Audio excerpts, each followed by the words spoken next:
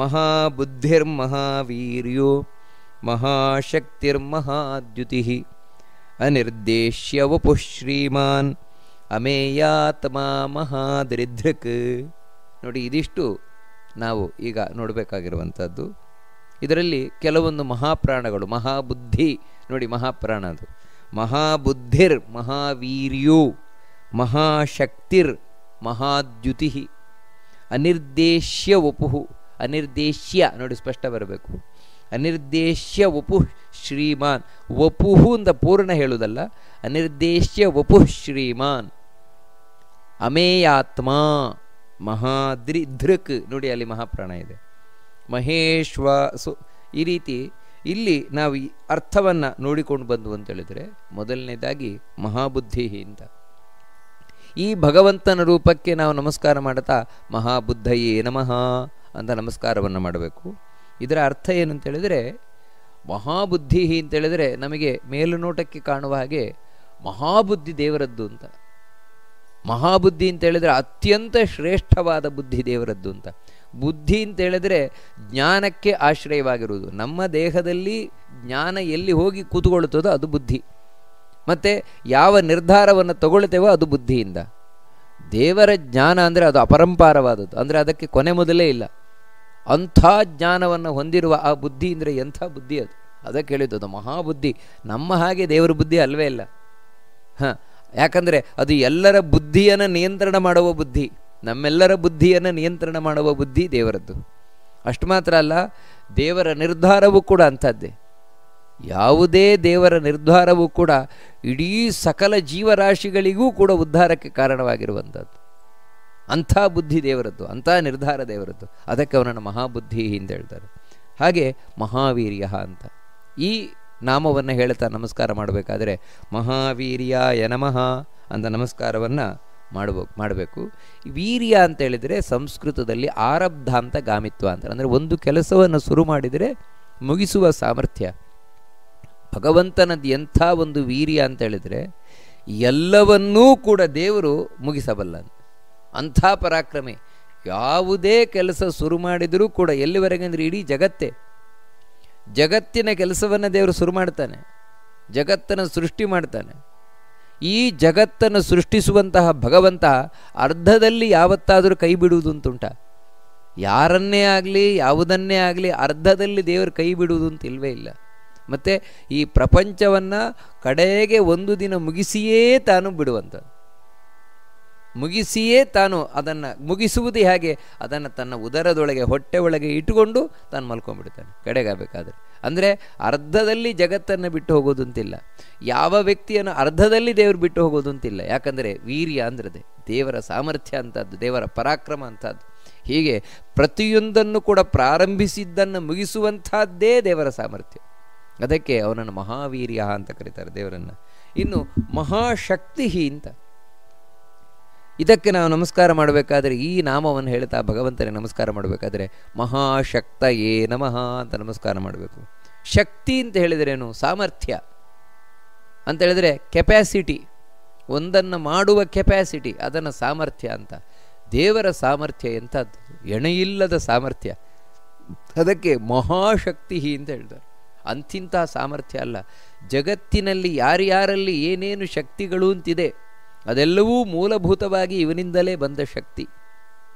ಹೇಗೆ ಜಗತ್ತಿನಲ್ಲಿ ನಾವು ನೋಡ್ತೇವೆ, ಒಂದೊಂದು ವಸ್ತುಗಳಲ್ಲಿ ಇವಾಗ ಫ್ಯಾನಿನಲ್ಲಿ ತಿರುಗುವ ಶಕ್ತಿ ಇದೆ, ಮೋಟರಲ್ಲಿ ನೀರನ್ನು ಎತ್ತುವ ಶಕ್ತಿ ಇದೆ, ಫ್ರಿಜ್ಜಿನಲ್ಲಿ ಎಲ್ಲವನ್ನು ತಣ್ಣಗೆ ಮಾಡುವ ಶಕ್ತಿ ಇದೆ, ಬಲ್ಬಿನಲ್ಲಿ ನಮಗೆ ಬೆಳಕು ಕೊಡುವ ಶಕ್ತಿ ಇದೆ. ಆದರೆ ಎಲ್ಲ ಶಕ್ತಿಗೂ ಮೂಲಭೂತವಾದ ಶಕ್ತಿ ವಿದ್ಯುತ್ ಶಕ್ತಿ. ಹಾಗೆಯೇ ಪ್ರತಿಯೊಬ್ಬ ದೇವತೆಗಳ ಒಳಗೂ ಕೂಡ ಇರುವ ಶಕ್ತಿ ಏನಿದೆ, ಪ್ರತಿಯೊಂದು ವಸ್ತುವಿನ ಒಳಗೂ ಇರುವ ಶಕ್ತಿ ಏನಿದೆ, ಅದೆಲ್ಲವೂ ಕೂಡ ಈ ಭಗವಂತನಿಂದಲೇ. ಈ ಭಗವಂತನಿಂದಲೇ ಎಲ್ಲ ಶಕ್ತಿಗಳು. ಅದರಿಂದಾಗಿಯೇ ಪುರಾಣಗಳು ಸ್ಪಷ್ಟ ಹೇಳ್ತಾ ಇದೆ, ತತ್ರ ತತ್ರ ಸ್ಥಿತೋ ವಿಷ್ಣು ತತ್ತಚ್ಛಕ್ತಿ ಪ್ರಬೋಧಯನ್ ಏಕಯೇವ ಮಹಾಶಕ್ತಿ ಕುರುತೇ ಸರ್ವಮಂಜಸ. ಒಬ್ಬನೇ ಭಗವಂತ ಎಲ್ಲ ವಸ್ತುವಿನ ಎಲ್ಲ ದೇವತೆಗಳ ಒಳಗೆ ಕೂತು ಅವರಿಗೆ ಬೇಕಾದ ಸಾಮರ್ಥ್ಯವನ್ನು ಕೊಡ್ತಾ ಇದ್ದಾನೆ, ವಿದ್ಯುತ್ ಶಕ್ತಿಯ ಹಾಗೆ ಅಂತ. ಅದಕ್ಕೆ ಅವನನ್ನು ಮಹಾಶಕ್ತಿ ಅಂತ ಹೇಳ್ತಾರೆ. ಉಳಿದವರದ್ದು ಬರಿಯ ಶಕ್ತಿ, ಭಗವಂತನದ್ದು ಮಹಾಶಕ್ತಿ. ಇನ್ನು ಶಕ್ತಿ ಅಂತ ಹೇಳಿದ್ರೆ ದೇವರಿಗಿಂತ ಬೇರೆ ಅಲ್ಲ, ದೇವರೇ ಶಕ್ತಿ. ಇದೇ ದೇವರ ವೈಶಿಷ್ಟ್ಯ. ಭಗವಂತನ ವೈಶಿಷ್ಟ್ಯ ಏನಂತ ಹೇಳಿದ್ರೆ ಭಗವಂತ ಬೇರೆ ಅಲ್ಲ, ಅವನ ಬುದ್ಧಿ ಬೇರೆ ಅಲ್ಲ, ಭಗವಂತ ಬೇರೆ ಅಲ್ಲ, ಅವನ ವೀರ್ಯ ಬೇರೆ ಅಲ್ಲ, ಭಗವಂತ ಬೇರೆ ಅಲ್ಲ, ಅವನ ಶಕ್ತಿ ಬೇರೆ ಅಲ್ಲ. ಇನ್ನು ಮಹಾದ್ಯುತಿ, ಇನ್ನು ದ್ಯುತಿ ಅಂದರೆ ಬೆಳಕು. ಈ ನಾಮವನ್ನು ಹೇಳ್ತಾ ನಾವು ನಮಸ್ಕಾರ ಮಾಡಬೇಕಾದ್ರೆ ಮಹಾದ್ಯುತ ಯೇ ನಮಃ ಅಂತ ನಮಸ್ಕಾರವನ್ನು ಮಾಡಬೇಕು. ದ್ಯುತಿ ಅಂತ ಹೇಳಿದ್ರೆ ಬೆಳಕು, ಅಂತಿಂಥ ಬೆಳಕಲ್ಲ ದೇವರು ಅಂದರೆ. ಮಹಾದ್ಯುತಿ ಅಪರಂಪಾರವಾದ ಬೆಳಕು ಅಂದರೆ ಕೊನೆ ಮೊದಲಿಲ್ಲದ ಬೆಳಕು. ಅದನ್ನು ಹೇಳ್ತಾರಲ್ವ, ಯಾವ ರೀತಿ ಅಂದರೆ ಸಾವಿರಾರು ಸೂರ್ಯರು, ಬರೀ 1000 ಸೂರ್ಯ ಅಲ್ಲ, ಸಾವಿರಾರು ಸೂರ್ಯರು ಒಮ್ಮೆ ಉದಯಿಸಿದರೆ ಎಂತಹ ಒಂದು ಪ್ರಕಾಶ ಬಂದೀತೋ ಅಂತಹ ಪ್ರಕಾಶ ದೇವರಿಂದ ಬರ್ತದಂತೆ. ಅಲ್ರಿ, ಒಂದು ಸೂರ್ಯನನ್ನೇ ನೋಡ್ಲಿಕ್ಕಾಗದೆ ಕಣ್ಣು ಕುಕ್ಕಿ ಹೋಗ್ತದೆ. ಹಾಗೆ 1000 ಸೂರ್ಯರ ಪ್ರಭೆ ಉಳ್ಳವನು, ಬೆಳಕು ಉಳ್ಳವನು ದೇವರು ಅಂದರೆ ಅವನನ್ನು ಯಾರನ್ನು ನೋಡ್ಲಿಕ್ಕಾಗತ್ತೆ? ಹಾಗಿದ್ರೆ ದೇವರನ್ನು ನೋಡಿದವರಿಗೆಲ್ಲ ಕಣ್ಣು ಕುರುಡೆ ಅಂತ ನೀವು ಹೇಳ್ಬೋದು.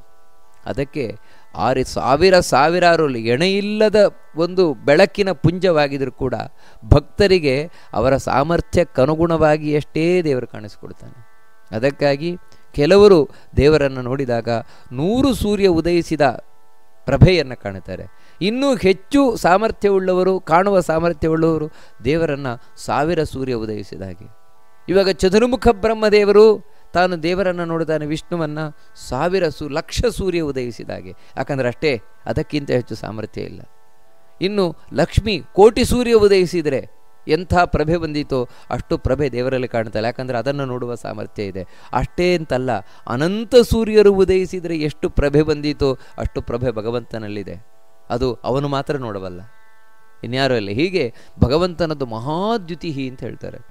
ಇನ್ನು ಭಗವಂತ ಅನಿರ್ದೇಶ್ಯ ವಪುಹು, ಮುಂದಿನದ್ದು ಭಗವಂತನ ನಾಮ. ಅನಿರ್ದೇಶ್ಯ ವಪುಹು ಅಂತ ಹೇಳಿದರೆ ಇದಕ್ಕೆ ನಮಸ್ಕಾರ ಮಾಡಬೇಕಾದ್ರೆ ಅನಿರ್ದೇಶ್ಯ ವಪುಷೇ ನಮಃ ಅಂತ ನಮಸ್ಕಾರ ಮಾಡಬೇಕಾದದ್ದು. ಇಲ್ಲಿ ಭಗವಂತನದ್ದು ಹೀಗೆ ಅಂತ ಹೇಳಲಿಕ್ಕೆ ಬರೋಲ್ಲ ಅಂತ, ದೇವರ ಸ್ವರೂಪ ಹೇಗೆ ಅಂತ ಹೇಳಲಿಕ್ಕೆ ಬರೋಲ್ಲ, ಹೀಗೆ ಅಂತ. ಅದೇ ಪುರಂದರದಾಸರು ಹೇಳಿದಾಗೆ, ಅಕೋ ಹಾಂಗಿಹಾನ ಇಕೋ ಹಿಂಗಿಹಾನ ಪರಬ್ರಹ್ಮ ನಾರಾಯಣ ಹ್ಯಾಂಗಿಹಾನೆಂದರೆಂದ. ಅಂದರೆ ದೇವರನ್ನು ಹೀಗೆ ಅಂತ ನಾವು ಲೆಕ್ಕಾಚಾರ ಮಾಡಲಿಕ್ಕೆ ಬರೋಲ್ಲ. ಹೀಗೆ ಅಂತ ಹೇಳಿದ್ರೆ ಶಂಖ ಚಕ್ರ ಗದಾ ಪದ್ಮವನ್ನು ಧರಿಸಿದ್ದಾನೆ, ನಮ್ಮ ಹಾಗೆ ಕಣ್ಣು ಕೈ ಕಾಲು ಮೂಗು ಉಳ್ಳವನಾಗಿದ್ದಾನೆ, ಇದೇ ದೇವರ ರೂಪ, ಬೇರೆಡೆ ದೇವರ ರೂಪ ಇಲ್ಲ, ಆ ರೀತಿ ಹೇಳಲಿಕ್ಕೇ ಇಲ್ಲ.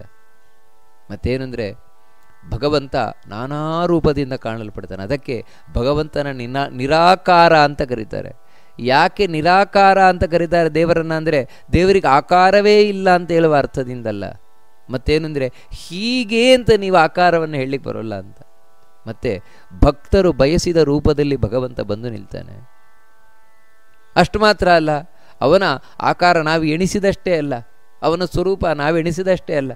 ಯಾವ ರೀತಿ ಹಿಮಾಲಯಕ್ಕೆ ಹೋಗಿ ನಾನು ನೋಡ್ತೇನೆ, ನಾನು ನೋಡಿದಷ್ಟೇ ಹಿಮಾಲಯ ಅಲ್ಲ, ನಾನು ತಿಳಿದಷ್ಟೇ ಹಿಮಾಲಯ ಅಲ್ಲ. ಮತ್ತೇನೆಂದರೆ ಆ ಹಿಮಾಲಯ ಇನ್ನು ಎಂಥೆಂಥ ಮಹಿಮೆ ಉಳ್ಳದ್ದಾಗಿದೆ. ಹಾಗೆ ಭಗವಂತನನ್ನು ನಾವು ಎಷ್ಟು ತಿಳ್ಕೊಳ್ತೇವೆ ಅಷ್ಟೇ ಅಲ್ಲ, ಅದನ್ನೇ ವೇದ ಉಪನಿಷತ್ತು ಹೇಳ್ತದೆ, ಯಥೋ ವಾಚೋ ನಿವರ್ತಂತೆ ಅಪ್ರಾಪ್ಯ ಮನಸಾ ಸಹ ಅಂತ. ಆ ಭಗವಂತನನ್ನು ಹೀಗೆ ಅಂತ ಹೇಳಲಿಕ್ಕೆ ಬರೋಲ್ಲಪ್ಪ.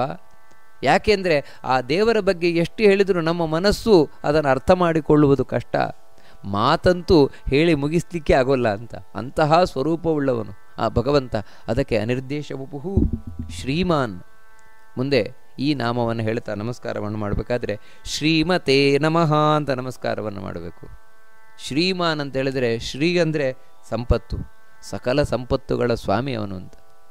ಯಾಕಂತ ಹೇಳಿದ್ರೆ ಸಂಪತ್ತಿಗೆ ಒಡತಿಯೇ ಲಕ್ಷ್ಮಿ, ಆ ಲಕ್ಷ್ಮಿಯ ಪತಿ ಅಲ್ವ ಇವನು, ಲಕ್ಷ್ಮೀಪತಿ. ಆದ್ದರಿಂದಾಗಿ ಸಕಲ ಸಂಪತ್ತುಗಳ ಪತಿ ಇವನೇ ಅದ. ಅದಕ್ಕೆ ಸಕಲ ಸಂಪತ್ತುಗಳ ಒಡೆಯ, ಅದಕ್ಕೆ ಶ್ರೀಮಾನ್ ಅಂತ ದೇವರನ್ನು ಕರೀತಾರೆ. ಇನ್ನು ಅಮೇಯಾತ್ಮ, ಇದಕ್ಕೆ ನಮಸ್ಕಾರವನ್ನು ಮಾಡಬೇಕಾದ್ರೆ, ಈ ನಾಮವನ್ನು ಹೇಳ್ತಾ ನಮಸ್ಕಾರ ಮಾಡಬೇಕಾದ್ರೆ ಅಮೇಯಾತ್ಮನೇ ನಮಃ ಅಂತ ನಮಸ್ಕಾರವನ್ನು ಮಾಡಬೇಕು. ಯಾಕೆ ಭಗವಂತನ ಅಮೇಯಾತ್ಮ ಅಂತ ಕರೀತಾರೆ ಅಂದರೆ, ಆತ್ಮ ಅಂತ ಹೇಳಿದರೆ ದೇಹ ಅಂತ ನಾವು ಅರ್ಥವನ್ನು ಇಟ್ಟುಕೊಂಡಾಗ, ಭಗವಂತನ ದೇಹ ಎಷ್ಟಿದೆ ದೇವರಿಗೆ? ದೇವರ ದೇಹ ಎಷ್ಟು ಅಗಲ ಇರಬಹುದು, ದೇವರ ದೇಹ ಎಷ್ಟು ಉದ್ದ ಇರಬಹುದು? ಅದಕ್ಕೆ ವಿಷ್ಣು ಸಹಸ್ರನಾಮದಲ್ಲಿ ಬಹಳ ಸ್ಪಷ್ಟವಾಗಿ ಭೀಷ್ಮಾಚಾರ್ಯರು ಹೇಳ್ತಾರೆ, ದೇವರ ದೇಹ ಇಷ್ಟು ಉದ್ದ ಇಷ್ಟು ಅಗಲ ಅಂತ ಹೇಳಲಿಕ್ಕೆ ಬರಲ್ವಂತೆ. ಅಮೇಯ ಆತ್ಮ, ಅಂದರೆ ಎಣಿಸಲಾಗದ ದೇಹವುಳ್ಳವನು ದೇವರು. ಅದಕ್ಕೆ ಇದನ್ನು ಒಂದು ಕಡೆ ಮಧ್ವಾಚಾರ್ಯರು ಹೇಳುವುದುಂಟು, ದೇವರ ಒಂದು ಎದೆ ಎಷ್ಟು ದೊಡ್ಡದಿದೆ ಅಂತ ಹೇಳಿದರೆ ಹೇಳಲಿಕ್ಕೆ ಬರಲ್ವಂತೆ.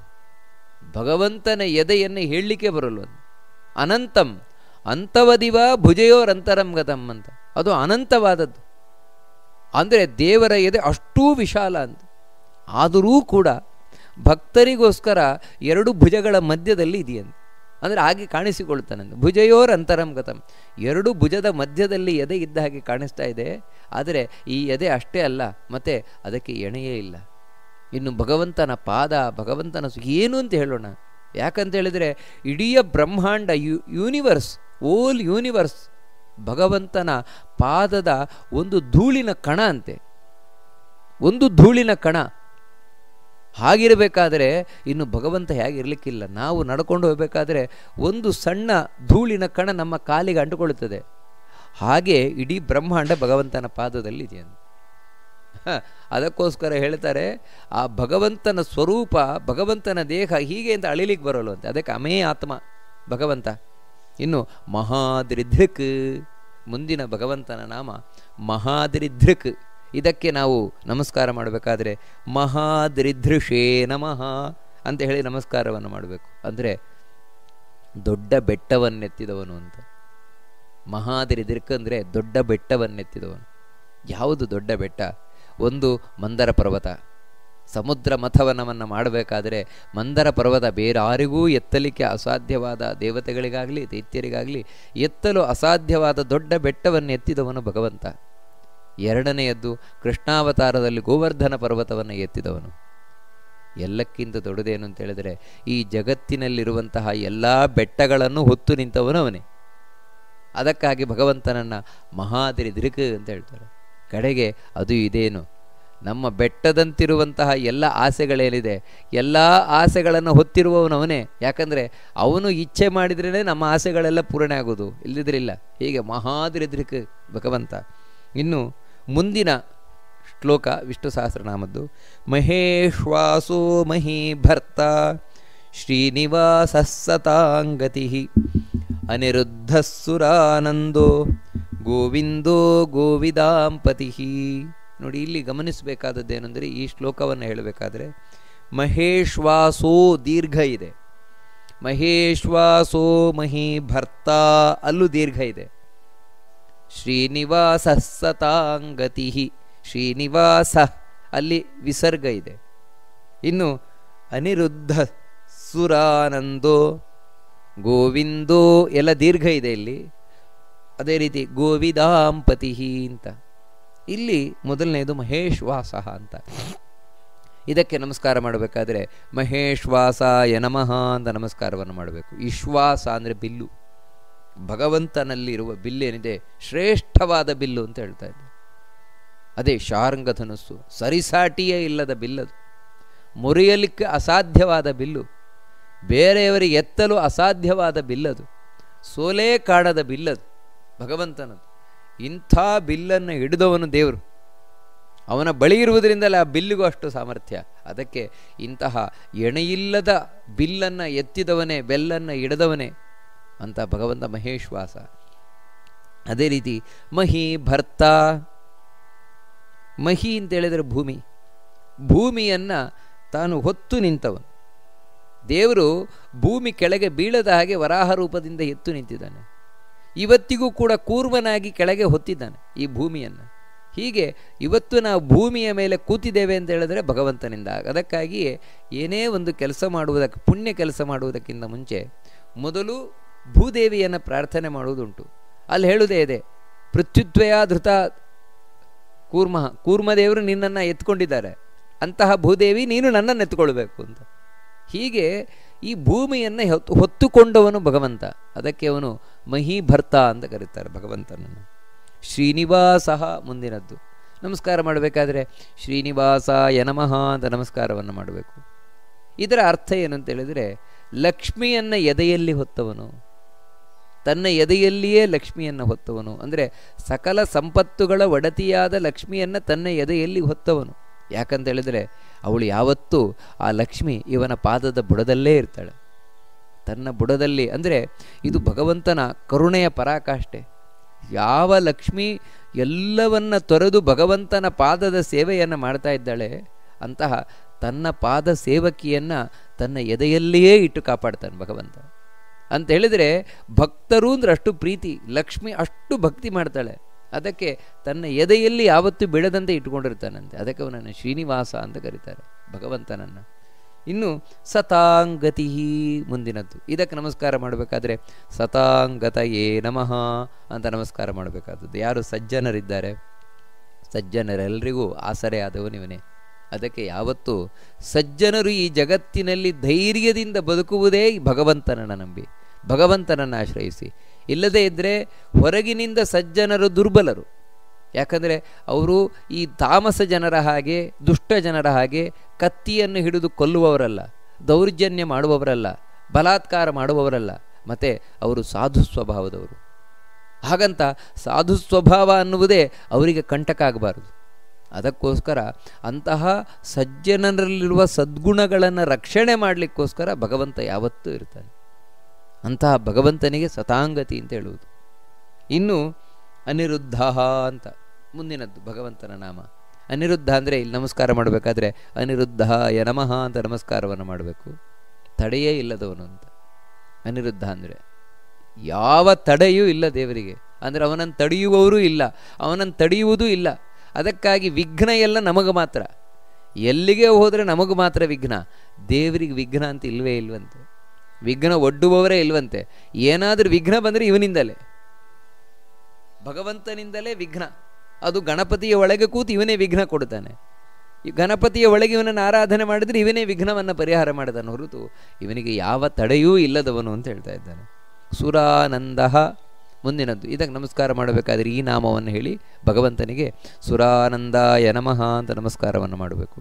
ಸುರಾನಂದ ಅಂದರೆ ದೇವತೆಗಳ ಆನಂದವೇ ಇವನು ಅಂತ.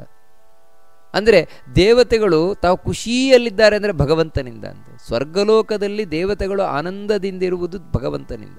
ಅಂದರೆ ಭಗವಂತನ ಸ್ಮರಣೆ, ಭಗವಂತನ ಚಿಂತನೆ, ಭಗವಂತನ ನೆನಪು, ಭಗವಂತನ ಆರಾಧನೆ ಇವೆಲ್ಲವನ್ನು ಮಾಡುತ್ತಾ ಆ ಭಗವಂತ ಏನು ಕೊಟ್ಟಿದ್ದಾನೆ ಅದರಿಂದ ಆನಂದವಾಗಿದ್ದಾರಂತೆ.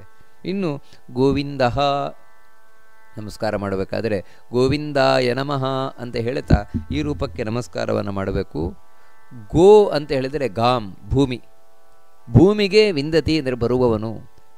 ಭಗವಂತ ಭೂಮಿಗೆ ಇಳಿದು ಬರ್ತಾನೆ ತಾನು ವೈಕುಂಠ ಲೋಕದಿಂದ. ಯಾಕೋಸ್ಕರ ಅಂದರೆ ಭಕ್ತರ ಉದ್ಧಾರಕ್ಕಾಗಿ, ಭಕ್ತರ ಸಜ್ಜನರ ಉದ್ಧಾರಕ್ಕಾಗಿ ತಾನು ಮೇಲಿನಿಂದ ಇಳಿದು ಬರುವವ ಕೆಳಗೆ. ಅದಕ್ಕೆ ಅವನನ್ನು ಭಗವಂತನನ್ನು ಗೋವಿಂದ ಅಂತ ಕರೀತಾರೆ. ನಂತರ ಗೋವಿದಾಂಪತಿ, ಇಲ್ಲಿ ನಮಸ್ಕಾರ ಮಾಡಬೇಕಾದ್ರೆ ಗೋವಿದಾಂಪತಯೇ ನಮಃ ಅಂತ ನಮಸ್ಕಾರವನ್ನು ಮಾಡಬೇಕು. ಗೋ ಅಂದರೆ ಇನ್ನೂ ಒಂದು ಅರ್ಥ ಏನಂದರೆ, ಗೋ ಶಬ್ದಕ್ಕೆ ಅನೇಕ ಅರ್ಥ ಸಂಸ್ಕೃತದಲ್ಲಿ. ಗೋ ಅಂದರೆ ವೇದ, ಭಗವಂತನ ತಿಳುವಳಿಕೆ. ಅಂತಹ ಭಗವಂತನ ತಿಳುವಳಿಕೆಯನ್ನು ಬಲ್ಲವರು ಯಾರಿದ್ದಾರೆ, ತಿಳಿದುಕೊಂಡವರು ಯಾರಿದ್ದಾರೆ, ಅವರು ಗೋವಿದರು. ಅಂದರೆ ದೇವರ ಬಗ್ಗೆ ಚೆನ್ನಾಗಿ ತಿಳ್ಕೊಂಡವರು. ಯಾರು ದೇವರ ಬಗ್ಗೆ ತಿಳಿದಿದ್ದಾರೆ ಅವರ ಪತಿ ಅಂದರೆ ಅವರನ್ನು ಯಾವತ್ತೂ ರಕ್ಷಣೆ ಮಾಡ್ತಾನೆ, ತಿಳಿದವರನ್ನು ಯಾವತ್ತೂ ರಕ್ಷಣೆ ಮಾಡ್ತಾನೆ. ಅದಕ್ಕಾಗಿ ನಮ್ಮ ಬದುಕಿನಲ್ಲಿ ಮುಖ್ಯ ಗುರಿ ಏನು ಅಂದರೆ ದೇವರ ಬಗ್ಗೆ ತಿಳ್ಕೊಳ್ಬೇಕು. ಆ ದೇವರನ್ನು ತಿಳಿಯುವುದು ಬಹಳ ಮುಖ್ಯ. ದೇವರ ಬಗ್ಗೆ ಯಾವಾಗ ತಿಳಿತೇವೆ, ಯಾಕಂದರೆ ತಿಳಿದವನು ಸುಮ್ಮನೆ ಕೂತ್ಕೊಳ್ಳಲ್ಲ, ದೇವರ ಬಗ್ಗೆ ಏನಾದರೂ ಆರಾಧನೆ ಮಾಡ್ತಾನೆ ಇರ್ತಾನೆ. ಆ ಮಾಡಿದರೆ ದೇವರು ಕೈ ಬಿಡುವುದಿಲ್ಲ, ಯಾವತ್ತೂ ಅವರ ಪತಿಯಾಗಿ ರಕ್ಷಣೆಯನ್ನು ಮಾಡ್ತಾನೆ. ಅದಕ್ಕೋಸ್ಕರ ಆ ಭಗವಂತನಿಗೆ ಗೋವಿದಾಂಪತಿ ಅಂತ ಹೇಳ್ತಾರೆ. ಮುಂದಿನದ್ದು ಮರೀಚಿರ್ದಮನೋ ಹಂಸ ಸುಪರ್ಣೋ ಭುಜಗೋತ್ತಮಃ ಹಿರಣ್ಯನಾಭಸ್ತುತಪಾಃ ಪದ್ಮನಾಭ ಪ್ರಜಾಪತಿ. ಇಲ್ಲಿ ಗಮನಿಸಬೇಕಾದದ್ದು ಮರೀಚಿರ್ ದಮನೋ ಹಂಸ ಸುಪರ್ಣೋ. ಹಂಸಃ ಅಂತಿದೆ, ಅದು ಅರ್ಧ ವಿಸರ್ಗ ಬರ್ತದೆ.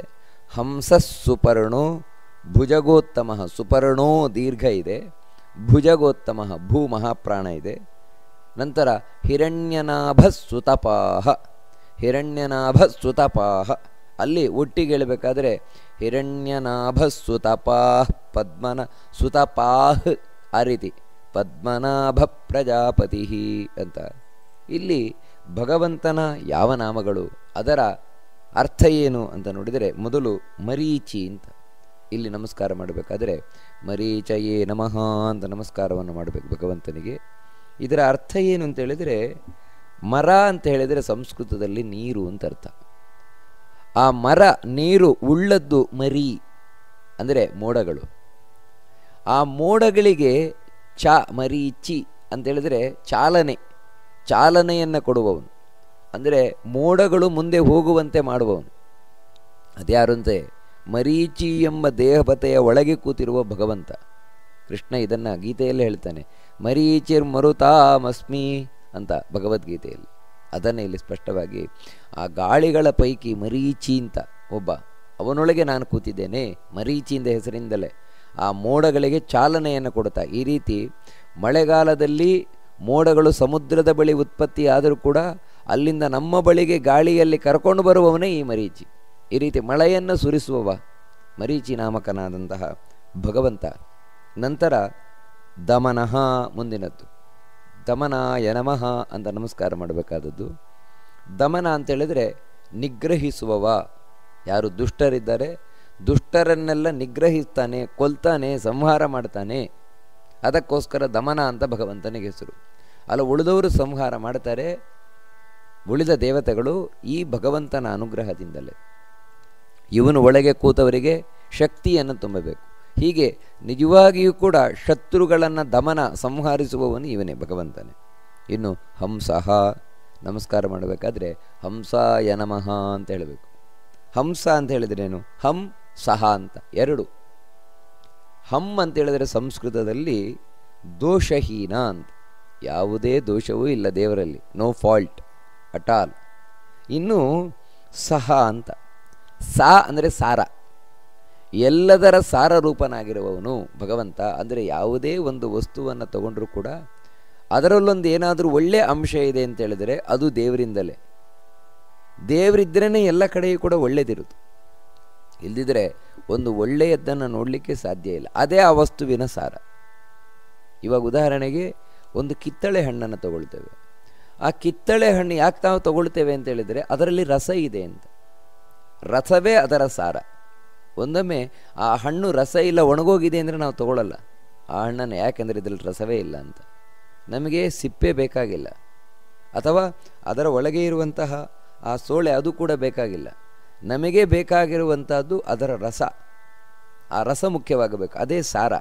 ಅದರಲ್ಲಿ ದೇವರು ಕೂತಿದ್ದಾನೆ ವಿಶೇಷವಾಗಿ. ಅಂದರೆ ಇದು ಒಂದು ಕಿತ್ತಳೆ ಹಣ್ಣು, ಕಿತ್ತಳೆ ಹಣ್ಣಿನ ಸಿಪ್ಪೆಯಲ್ಲ, ಅದರ ಒಳಗಿನ ಭಾಗದಲ್ಲ, ಮತ್ತು ಅದನ್ನು ಹಿಂಡಿದಾಗ ಬರುವ ರಸದಲ್ಲಿ ದೇವರು ಕೂತಿದ್ದಾನೆ. ಈ ರೀತಿ ಪ್ರತಿಯೊಂದರಲ್ಲೂ ಸಾರರ ಭೂತವಾಗಿರುವವನು ಭಗವಂತ. ಅದು ಎಂಥ ಸಾರ ಅಂದರೆ ಈ ಸಾರದಲ್ಲಾದರೂ ಸ್ವಲ್ಪ ಏನಾದರೂ ದೋಷ ಇರ್ಬೋದು, ಆದರೆ ಭಗವಂತನಲ್ಲಿ ಯಾವ ದೋಷವೂ ಇಲ್ಲ. ಅದಕ್ಕೆ ಅವನನ್ನು ಹಂಸಃ ಅಂತ ಕರೀತಾರೆ ಭಗವಂತನನ್ನು. ಇನ್ನು ಸುಪರ್ಣಃ ಅಂತ ಭಗವಂತನನ್ನು ಯಾಕೆ ಸುಪರ್ಣ ಅಂತ ಕರೀತಾರೆ ಅಂದರೆ, ಒಳ್ಳೆಯ ಪಕ್ಷವುಳ್ಳವನು, ಅಥವಾ ಗರುಡನಿಗೆ ಸುಪರ್ಣ ಅಂತ ಹೆಸರು ಸಂಸ್ಕೃತದಲ್ಲಿ. ಅಂತಹ ಗರುಡನ ಒಳಗೆ ಕೂತಿರುವ ಭಗವಂತ. ಯಾಕಂದರೆ ಗರುಡನಿಗೂ ಕೂಡ ಅಷ್ಟು ಶಕ್ತಿ ಬಂದಿರಲಿಕ್ಕೆ ಕಾರಣ ಏನಂದರೆ ಅವನೊಳಗೆ ದೇವರು ಕೂತಿರುವುದು. ಯಾವ ರೂಪದಿಂದ ಕೂತಿರ್ತಾನೆ? ಸುಪರ್ಣ ಅಂತ ಹೆಸರಲ್ಲೇ ದೇವರು ಕೂತಿರ್ತಾನೆ. ಅದಕ್ಕೆ ಗರುಡನ ಒಳಗೆ ಕೂತ ಭಗವಂತ ಸುಪರ್ಣ. ಇಲ್ಲಿ ನಮಸ್ಕಾರ ಮಾಡಬೇಕಾದ್ರೆ ಸುಪರ್ಣಾಯ ನಮಃ ಅಂತ ನಮಸ್ಕಾರ ಮಾಡಬೇಕು. ಮುಂದಿನದ್ದು ಭುಜಗೋತ್ತಮಃ ಅಂತ ನಮಸ್ಕಾರ ಮಾಡಬೇಕಾದ್ರೆ ಭುಜಗೋತ್ತಮಾಯ ನಮಃ ಅಂತ ಹೇಳಬೇಕು. ಭುಜಗ ಅಂದರೆ ಯಾವುದು ಭುಜದಲ್ಲಿ ಹೋಗುತ್ತವೋ ಅವು ಭುಜಗ, ಹಾವುಗಳು. ಆ ಭುಜಗಗಳಲ್ಲಿ ಉತ್ತಮನಾದವನು, ಹಾವಿನಲ್ಲಿ ಉತ್ತಮನಾದವನು ಶೇಷ, ವಾಸುಕಿ ಮುಂದಾದಂತಹ ನಾಗರಾಜ. ಅಂತಹ ಶೇಷನೊಳಗೆ ವಾಸುಕಿಯ ಒಳಗೆ ಕೂತಿರುವ ಭಗವಂತನಿಗೆ ಭುಜಗೋತ್ತಮ ಅಂತ ಕರೀತಾರೆ. ಅಂದರೆ ವಾಸುಕಿಯ ಒಳಗೆ ಕೂತಿರುವ ದೇವರು. ಅಂದರೆ ನಾವೇನು ನಾಗಗಳ ಆರಾಧನೆಯನ್ನು ಮಾಡ್ತೇವೆ, ಆ ಸರ್ಪ ನಾಗಾರಾಧನೆ ಏನು ಮಾಡ್ತೇವೆ, ಅಲ್ಲಿ ವಿಶೇಷವಾಗಿ ಆರಾಧಿಸಲ್ಪಡುವವನು ಇವನು ಈ ಭಗವಂತ. ಇನ್ನು ಹಿರಣ್ಯನಾಭ ನಮಸ್ಕಾರವನ್ನು ಮಾಡಬೇಕಾದರೆ ಹಿರಣ್ಯನಾಭಾಯ ನಮಃ ಅಂತ ನಮಸ್ಕಾರ ಮಾಡಬೇಕಾದದ್ದು. ನಾಭಿ ಇದ್ದರೆ ಗೊತ್ತು ನಮಗೆ, ಹೊಕ್ಕಳು. ಭಗವಂತನ ಹೊಕ್ಕಳು ಯಾವ ರೀತಿ ಇದೆ ಅಂತ ಹೇಳಿದರೆ ಹಿರಣ್ಯ ಅಂತ ಹೇಳಿದರೆ ಹಿ ಅಂದರೆ ಹಿತವಾದದ್ದು, ರಮ್ಯ ಅಂದರೆ ಹಿರಣ್ಯ ಅಂತ ಹೇಳಿದರೆ ರಮಣೀಯವಾದದ್ದು. ಭಗವಂತನ ಹೊಕ್ಕಳೇನಿದೆ ಅದು ಅತ್ಯಂತ ಹಿತವಾಗಿದೆಯಂತೆ. ಯಾರಿಗೆ? ನೋಡುವವರಿಗೆ ಹಿತವಾಗಿರುವಂಥದ್ದು. ಭಗವಂತನಿಗೆ ಕೇಳುವುದೇ ಬೇಡ, ನೋಡುವವರಿಗೆ ಅಷ್ಟು ಆಹ್ಲಾದ ಅಂದರೆ ಮನಸ್ಸಿಗೆ ನೆಮ್ಮದಿಯನ್ನು ಉಂಟು ಮಾಡುವಂಥದ್ದಂತೆ. ಯಾಕಂದರೆ ಅಷ್ಟು ಚೆನ್ನಾಗಿದೆಯಂತೆ ಭಗವಂತನ ಆ ಹೊಕ್ಕಳು ಅನ್ನುವಂಥದ್ದು. ಅದಕ್ಕೆ ಅವನದ್ದು ಹಿರಣ್ಯನಾಭ. ಇನ್ನು ಸುತಪಾಹ ಅಂತ ಮುಂದಿನದ್ದು. ನಮಸ್ಕಾರ ಮಾಡಬೇಕಾದರೆ ಸುತಪಸೇ ನಮಃ ಅಂತ ನಮಸ್ಕಾರವನ್ನು ಮಾಡಬೇಕಾದದ್ದು. ಯಾಕೆ ಭಗವಂತನಿಗೆ ಸುತಪಾಹ ಅಂತ ಕರೀತಾರೆ ಅಂತೇಳಿದರೆ, ತಪ ಅಂದರೆ ಗೊತ್ತು, ತಪ ಅಂದರೆ ತಪಸ್ಸು. ಇಲ್ಲಿ ಯಾರು ತಪಸ್ಸನ್ನು ಮಾಡ್ತಾರೆ, ಶ್ರೇಷ್ಠವಾದ ತಪಸ್ಸು, ಅದೇ ಸುತಪ. ಆ ಶ್ರೇಷ್ಠವಾದ ತಪಸ್ಸು ಮಾಡುವವರೊಳಗೆ ದೇವರು ಕೂತೇ ಇರ್ತಾನೆ. ಅಂದರೆ ನಮಗೆ ಇಲ್ಲೇನಾದರೂ ಶ್ರೇಷ್ಠವಾದ ತಪಸ್ಸು ಮಾಡಲಿಕ್ಕೆ ಸಾಧ್ಯವಾಗತ್ತೆ ಅಂತೇಳಿದರೆ ಆ ಭಗವಂತನಿಂದ. ತಪಸ್ಸು ಅಂದರೆ ನಾನಾ ವಿಧವಾದಂತಹ ವ್ರತಗಳು. ಇವಾಗ ಏಕಾದಶಿ ವ್ರತವನ್ನು ಮಾಡ್ತೇವೆ, ಬೇರೆ ಬೇರೆ ವ್ರತಗಳನ್ನು ಮಾಡ್ತೇವೆ ದೇವರ ಪ್ರೀತಿಗಾಗಿ. ಅಥವಾ ನಾವಿವಾಗೇನು ದೇವರ ಚಿಂತನೆಯನ್ನು ನಡೆಸ್ತಾ ಇದ್ದೇವೆ, ಇದು ಕೂಡ ತಪಸ್ಸೇ. ಆಲೋಚನೆ, ದೇವರ ಬಗ್ಗೆ ಆಲೋಚಿಸುವಂಥದ್ದು. ವಾಸ್ತವಿಕವಾಗಿ ಇದು ಹಾಗೆ ಹೀಗೆ ಬರುವಂಥದ್ದಲ್ಲ. ಇದು ನಾನು ಮಾಡ್ತೇನೆ ಅಂದರೂ ಮಾಡಲಿಕ್ಕಾಗೋಲ್ಲ. ಒಂದು ಏಕಾದಶಿ ವ್ರತವನ್ನು ನಾನು ಚೆನ್ನಾಗಿ ಮಾಡಬೇಕು ಅಂದರೆ ನನ್ನೊಳಗೆ ದೇವರು ಸುತಪ ರೂಪನಿಂದ ಕೂತಿರಬೇಕು. ಈ ರೂಪದಿಂದ ಕೂತಿದ್ರೆ ನಾನು ಏಕಾದಶಿ ವ್ರತವನ್ನು ಚೆನ್ನಾಗಿ ಮಾಡಲಿಕ್ಕೆ ಸಾಧ್ಯವಾಗುತ್ತೆ. ಹೀಗೆ ಭಗವಂತ ಸುತಪ ಎನ್ನುವ ರೂಪದಿಂದ ಕೂತಿದ್ದಾನಂತೆ. ಒಳ್ಳೆಯ ತಪಸ್ಸನ್ನು ಮಾಡ್ತಾ ಇರುವವರೊಳಗೆ ಕೂತಿದ್ದಾನಂತೆ. ಇನ್ನು ಪದ್ಮನಾಭ, ಹಿಂದೆ ಒಂದು ಸಲ ಬಂದಿದೆ ಇದು, ಮತ್ತೆ ಇದು ಬರ್ತಾ ಇದೆ. ಅಂದರೆ ಬಂದದ್ದೇ ಯಾಕೆ ಬರ್ತಾ ಇದೆ ಅಂತ ಹೇಳಿದರೆ, ಇದು ಬೇರೆ ರೂಪ, ಅದು ಬೇರೆ ರೂಪ. ಹೆಸರು ಒಂದೇ ಇರಬಹುದು, ಆದರೆ ರೂಪಗಳು ಬೇರೆ ಬೇರೆ. ಇದು 1000 ರೂಪವನ್ನು ಹೇಳ್ತಾ ಇರುವುದು, ಕೇವಲ 1000 ನಾಮ ಮಾತ್ರ ಅಲ್ಲ ದೇವರದ್ದು. ಇಲ್ಲಿ ಪದ್ಮನಾಭ ಅನ್ನುವುದಕ್ಕೆ ಅರ್ಥ ಏನಂದರೆ, ನಮಸ್ಕಾರ ಮಾಡಬೇಕಾದ್ರೆ ಪದ್ಮನಾಭಾಯ ನಮಃ. ಹಿಂದೆ ನೋಡಿದಾಗೆ ಭಗವಂತನ ನಾಭಿ, ಅದು ಹಿಂದೆ ಒಂದು ಕೇಳಿದ್ವು, ಅದು ಹಿತವೂ ಅತ್ಯಂತ ಸುಂದರವೂ ಆಗಿದೆ ಅಂತ. ಅಷ್ಟು ಮಾತ್ರ ಅಲ್ಲ, ಇನ್ನು ಹೇಳ್ತಾರೆ ಅದು ಪದ್ಮದಂತೆ ಇದೆ ಅಂತ. ಪದ್ಮನಾಭ, ಪದ್ಮದಂತೆ ಭಗವಂತನ ನಾಭಿ ಇದೆ.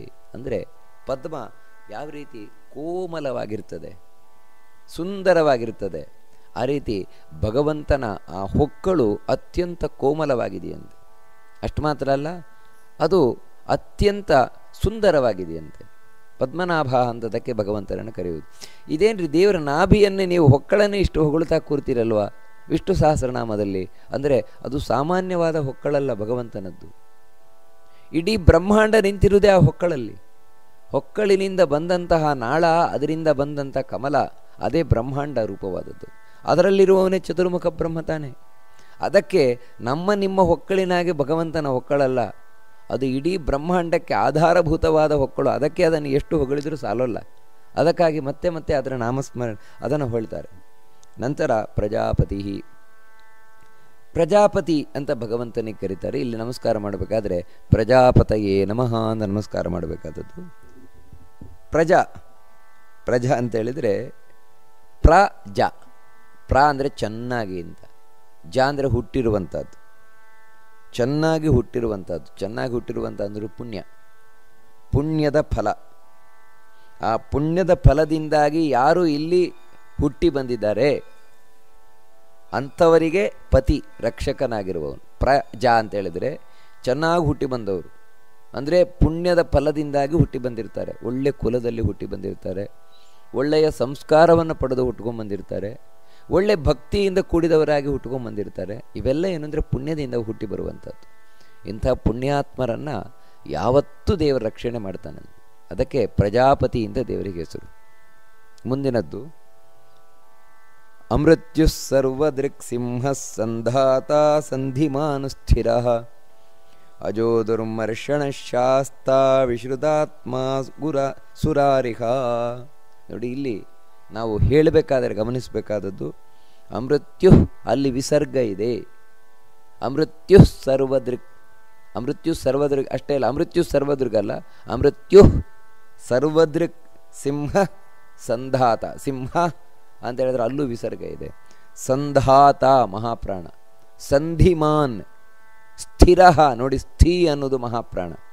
ನಂತರ ಅಜೋ ದುರ್ಮರ್ಷಣ ಶಾಸ್ತ, ಅಜೋ ದೀರ್ಘ ಬರಬೇಕು, ದುರ್ಮರ್ಷಣ, ಅದನ್ನು ಒಟ್ಟಿಗೆ ಹೇಳಬೇಕಾದ್ರೆ ದುರ್ಮರ್ಷಣ ಶಾಸ್ತಾ, ದೀರ್ಘ ಇದೆ ನೋಡಿ ಅಲ್ಲಿ. ಅನೇಕ ಮಂದಿ ಅಜೋ ದುರ್ಮರ್ಷಣ ಶಾಸ್ತಾ ವಿಶ್ರುತಾತ್ಮ, ಶಾಸ್ತಾ ಅಂತ ದೀರ್ಘ ಹೇಳೋಲ್ಲ, ದೀರ್ಘ ಬರಬೇಕು ಶಾಸ್ತಾ. ಹಾಗೆ ವಿಶ್ರುತಾತ್ಮ ದೀರ್ಘ ಬರಬೇಕಲ್ಲೂ ಕೂಡ. ಆಮೇಲೆ ಸುರಾರಿಹ, ಅಲ್ಲೂ ದೀರ್ಘ ಬರಬೇಕು, ವಿಶ್ರುತಾತ್ಮ ಸುರಾರಿಹ, ಈ ರೀತಿ. ಅಜೋ ದುರ್ಮರ್ಷಣ ಶಾಸ್ತಾ ವಿಶ್ರುತಾತ್ಮ ಸುರಾರಿಹ, ಇದು ಸರಿಯಾದ ಉಚ್ಚಾರಣೆ. ಕೆಲವರು ತಪ್ಪು ಮಾಡ್ತಾರೆ. ಅಜೋ ಧರ್ಮರ್ಷಣ ಜಾಸ್ತ ವಿಶ್ರುತಾತ್ಮ ಸುರಾರಿಹ, ಸುರಾರಿಹ ಅಷ್ಟೇ, ಸುರಾರಿಹ ದೀರ್ಘ ಬರಬೇಕು, ಸುರಾರಿಹ ಅಷ್ಟೇ ಅಲ್ಲ. ಇಲ್ಲಿ ಭಗವಂತನ ಯಾವ ಯಾವ ನಾಮಗಳು ಯಾವ ಯಾವ ಅರ್ಥದಲ್ಲಿ ಬಂದಿದೆ ಅಂತ ಹೇಳಿದರೆ, ಭಗವಂತನದ್ದು ಇಲ್ಲಿ ಬಂದಿರುವ ರೂಪ ಅಮೃತ್ಯು ಅಂತ. ನಮಸ್ಕಾರ ಮಾಡಬೇಕಾದರೆ ಅಮೃತ್ಯವೇ ನಮಃ ಅಂತ ನಮಸ್ಕಾರ ಮಾಡಬೇಕು ಭಗವಂತನಿಗೆ. ಇಲ್ಲಿ ಯಾವ ಅರ್ಥದಲ್ಲಿ ಬಂದಿದೆ, ಯಾವ ರೂಪ ಇದು ಅಂದರೆ ಮೃತ್ಯುವೇ ಇರದ ರೂಪ. ಭಗವಂತನ ಎಲ್ಲ ರೂಪಗಳು ಅಷ್ಟೇ, ಭಗವಂತನಿಗೆ ಮೃತ್ಯುವೇ ಇಲ್ಲ. ಅದಕ್ಕಾಗಿಯೇ ತಾನೇ ಅವನನ್ನು ನಾವು ಆರಾಧನೆ ಮಾಡಿದರೆ ನಾವು ಸಾವಿನಿಂದ ದೂರ ಆಗಬಹುದು. ಯಾಕಂದರೆ ಅವನು ಸಾವೇ ಇಲ್ಲದವ, ಸಾವು ಭಗವಂತನ ಬಳಿ ಸುರಿಯುವುದೇ ಇಲ್ಲ, ಸಾವೇ ಆ ಭಗವಂತನ ಸೇವಕ. ಅದಕ್ಕಾಗಿ ಭಗವಂತ ಅಮೃತ್ಯು. ಮುಂದಿನದ್ದು ಸರ್ವದೃಕ್. ಇಲ್ಲಿ ನಮಸ್ಕಾರ ಮಾಡಬೇಕಾದರೆ ಭಗವಂತನಿಗೆ ಸರ್ವದೃಶೇ ನಮಃ ಅಂತ ನಮಸ್ಕಾರ ಮಾಡಬೇಕು. ಹಿಂದಿನದ್ದು ಅಮೃತ್ಯವೇ ನಮಃ ಅಂತ ನಮಸ್ಕಾರವನ್ನು ಮಾಡಿದರೆ, ಇಲ್ಲಿ ಸರ್ವದೃಶೇ ನಮಃ ಅಂತ ನಮಸ್ಕಾರವನ್ನು ಮಾಡಬೇಕು. ಯಾಕೆ ಭಗವಂತನಿಗೆ ಸರ್ವದೃಕ್ ಅಂತ ಕರೀತಾರೆ ಅಂದರೆ, ಎಲ್ಲ ಕಡೆಯೂ ಕಣ್ಣುಳ್ಳವನಂತೆ ದೇವರು. ನಮ್ಮ ಹಾಗೆ ಎರಡು ಕಣ್ಣಲ್ಲ. ಮತ್ತು ವಿಶ್ವತಶ್ಚಕ್ಷುರುತ ವಿಶ್ವತೋ ಮುಖ ಅಂತ ಹೇಳಿದಾಗೆ ಎಲ್ಲ ಕಡೆ ದೇವರ ಕಣ್ಣಿದೆಯಂತೆ, ಎಲ್ಲ ಕಡೆಯಿಂದಲೂ ನಮ್ಮ ನೋಡ್ತಾನೆ. ಅದಕ್ಕೆ ಅವನಿಗೆ ಸರ್ವದೃಕ್ ಅಂತ ದೇವರಿಗೆ ಹೆಸರು. ನಂತರ ಸಿಂಹ ಅಂತ ಕರೀತಾರೆ. ಸಿಂಹಾಯ ನಮಃ, ದೇವರಿಗೆ ನಮಸ್ಕಾರ ಮಾಡಬೇಕಾದ್ರೆ ಹೇಳುವಂಥದ್ದು. ದೇವರನ್ನು ಯಾಕೆ ಸಿಂಹ ಅಂತ ಕರೀತಾರೆ ಅಂತ ಹೇಳಿದ್ರೆ, ಸಿಂಹ ಅಂದರೆ ಸಹಿಸುವಂಥದ್ದು.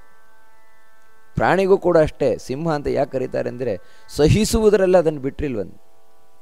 ಎಷ್ಟೇ ಹಸಿವಾದರೂ ಕೂಡ ಸಹಿಸಿಕೊಂಡು ಕೂತೀತೆ ಹೊರತು ಹಳಸಿದ್ದನ್ನು ಅಥವಾ ಯಾವುದೋ ಹಾಳಾದದ್ದನ್ನು ತಿನ್ನಲ್ವಂತೆ.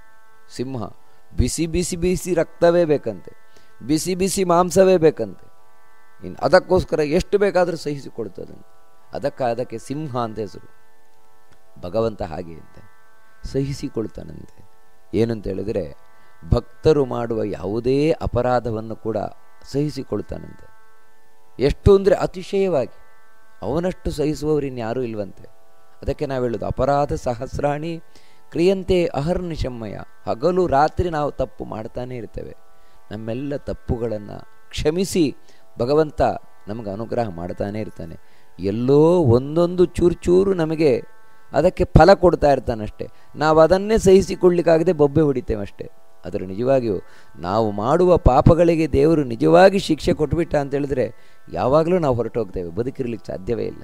ಹೀಗೆ ಭಗವಂತ ಮಾಡುವ ಪಾಪಗಳನ್ನೆಲ್ಲ ಕ್ಷಮಿಸಿ ಅನುಗ್ರಹಿಸುವವನಂತೆ, ವಿಶೇಷವಾಗಿ ಅವನನ್ನು ಮೊರೆ ಹೊಕ್ಕುವವರಿಗೆ. ಅದಕ್ಕೆ ಅವನಿಗೆ ಸಿಂಹ ಅಂತ ಹೆಸರು. ಮುಂದಿನದ್ದು ಸಂಧಾತ ಅಂತ. ಇಲ್ಲಿ ನಮಸ್ಕಾರ ಮಾಡಬೇಕಾದ್ರೆ ಸಂಧಾತ್ರೇ ನಮಃ ಅಂತ ನಮಸ್ಕಾರ ಮಾಡಬೇಕು. ಹಿಂದಿನದ್ದು ಸಿಂಹಾಯ ನಮಃ ಅಂತ ನಮಸ್ಕಾರ ಮಾಡಿದಾಗೆ ಇಲ್ಲಿ ಸಂಧಾತ್ರೇ ನಮಃ. ಯಾಕೆ ಭಗವಂತನನ್ನು ಸಂಧಾತ ಅಂತ ಕರೀತಾನೆ ಅಂತ ಹೇಳಿದರೆ, ಇವನು ಬಾಂಧವ್ಯದಿಂದ ಜೋಡಿಸುವವನನ್ನು ಭಗವಂತ ಅಂತೇಳಿದರೆ, ಇವಾಗ ಪತಿ ಪತ್ನಿಯರ ಮನಸ್ಸು ಚೆನ್ನಾಗಿದೆ, ತಂದೆ ಮಗನ ಮನಸ್ಸು ಚೆನ್ನಾಗಿದೆ, ಒಂದು ಕುಟುಂಬದಲ್ಲಿ 20 ಮಂದಿ ಅನ್ಯೋನ್ಯವಾಗಿ ಬದುಕ್ತಾ ಇದ್ದಾರೆ, ಪ್ರೀತಿ ವಿಶ್ವಾಸದಿಂದ ಬದುಕ್ತಾ ಇದ್ದಾರೆ ಅಂದರೆ ಅದಕ್ಕೆ ಕಾರಣ ಭಗವಂತನ ಈ ಸಂಧಾತೃ ಎಂಬ ರೂಪ. ಸಂಧಾತನಾಗಿ ಭಗವಂತ ಒಳಗಿನಿಂದ ಬೆಸಿತಾ ಇದ್ದಾನೆ ಮನಸ್ಸನ್ನು. ಅದಕ್ಕಾಗಿ ಚೆನ್ನಾಗಿರ್ಲಿಕ್ಕೆ ಸಾಧ್ಯವಾಗ್ತಾ ಇದೆ. ಇಲ್ಲಿ ಪ್ರೀತಿ ವಿಶ್ವಾಸದಿಂದ ಒಂದು ಕುಟುಂಬದಲ್ಲಿ ಬದುಕಲಿಕ್ಕೆ ಸಾಧ್ಯವಾಗ್ತದೆ. ಈ ಭಗವಂತನ ರೂಪ ಕೆಲಸ ಮಾಡಲಿಲ್ಲ ಅಂತ ಹೇಳಿದರೆ, ಗಂಡನ ಅನ್ಕೊಂಡ್ರೆ ಹೆಂಡತಿಗಾಗೋಲ್ಲ, ತಂದೆ ಅನ್ಕೊಂಡ್ರೆ ಮಗನಿಗಾಗೋಲ್ಲ, ಅವ್ರಿಗೆ ಅನ್ಕೊಂಡ್ರೆ ಇವರಿಗಾಗೋಲ್ಲ, ಇವ್ರು ಅನ್ಕೊಂಡ್ರೆ ಅವರಿಗಾಗೋಲ್ಲ. ಇವೆಲ್ಲವೂ ಶುರುವಾಗ್ತದೆ. ಮುಂದಿನ ಭಗವಂತನ ರೂಪ ಸಂಧಿಮಾನ್ ಅಂತ. ಇಲ್ಲಿ ನಮಸ್ಕಾರ ಮಾಡಬೇಕಾದ್ರೆ ಸಂಧಿಮತೆ ನಮಃ ಅಂತ ನಮಸ್ಕಾರವನ್ನು ಮಾಡಬೇಕು. ಇದೇನು ಸಂಧಿಮಾನ್ ಅಂತ ಹೇಳಿದರೆ, ಭಗವಂತ ಯಾವ ರೀತಿ ಸಂಧಿ ಅಂತ ನಾವು ಕೇಳಿದ್ದೇವೆ, ಸಮಾಸ ಸಂಧಿ ಅಂತ ಅಂದರೆ 2 ಅಕ್ಷರಗಳು ಒಟ್ಟಿಗೆ ಸೇರುತ್ತವೆ. ಸೇರಿದಾಗ ಉಂಟಾಗುವಂತಹ ಪ್ರಕ್ರಿಯೆ.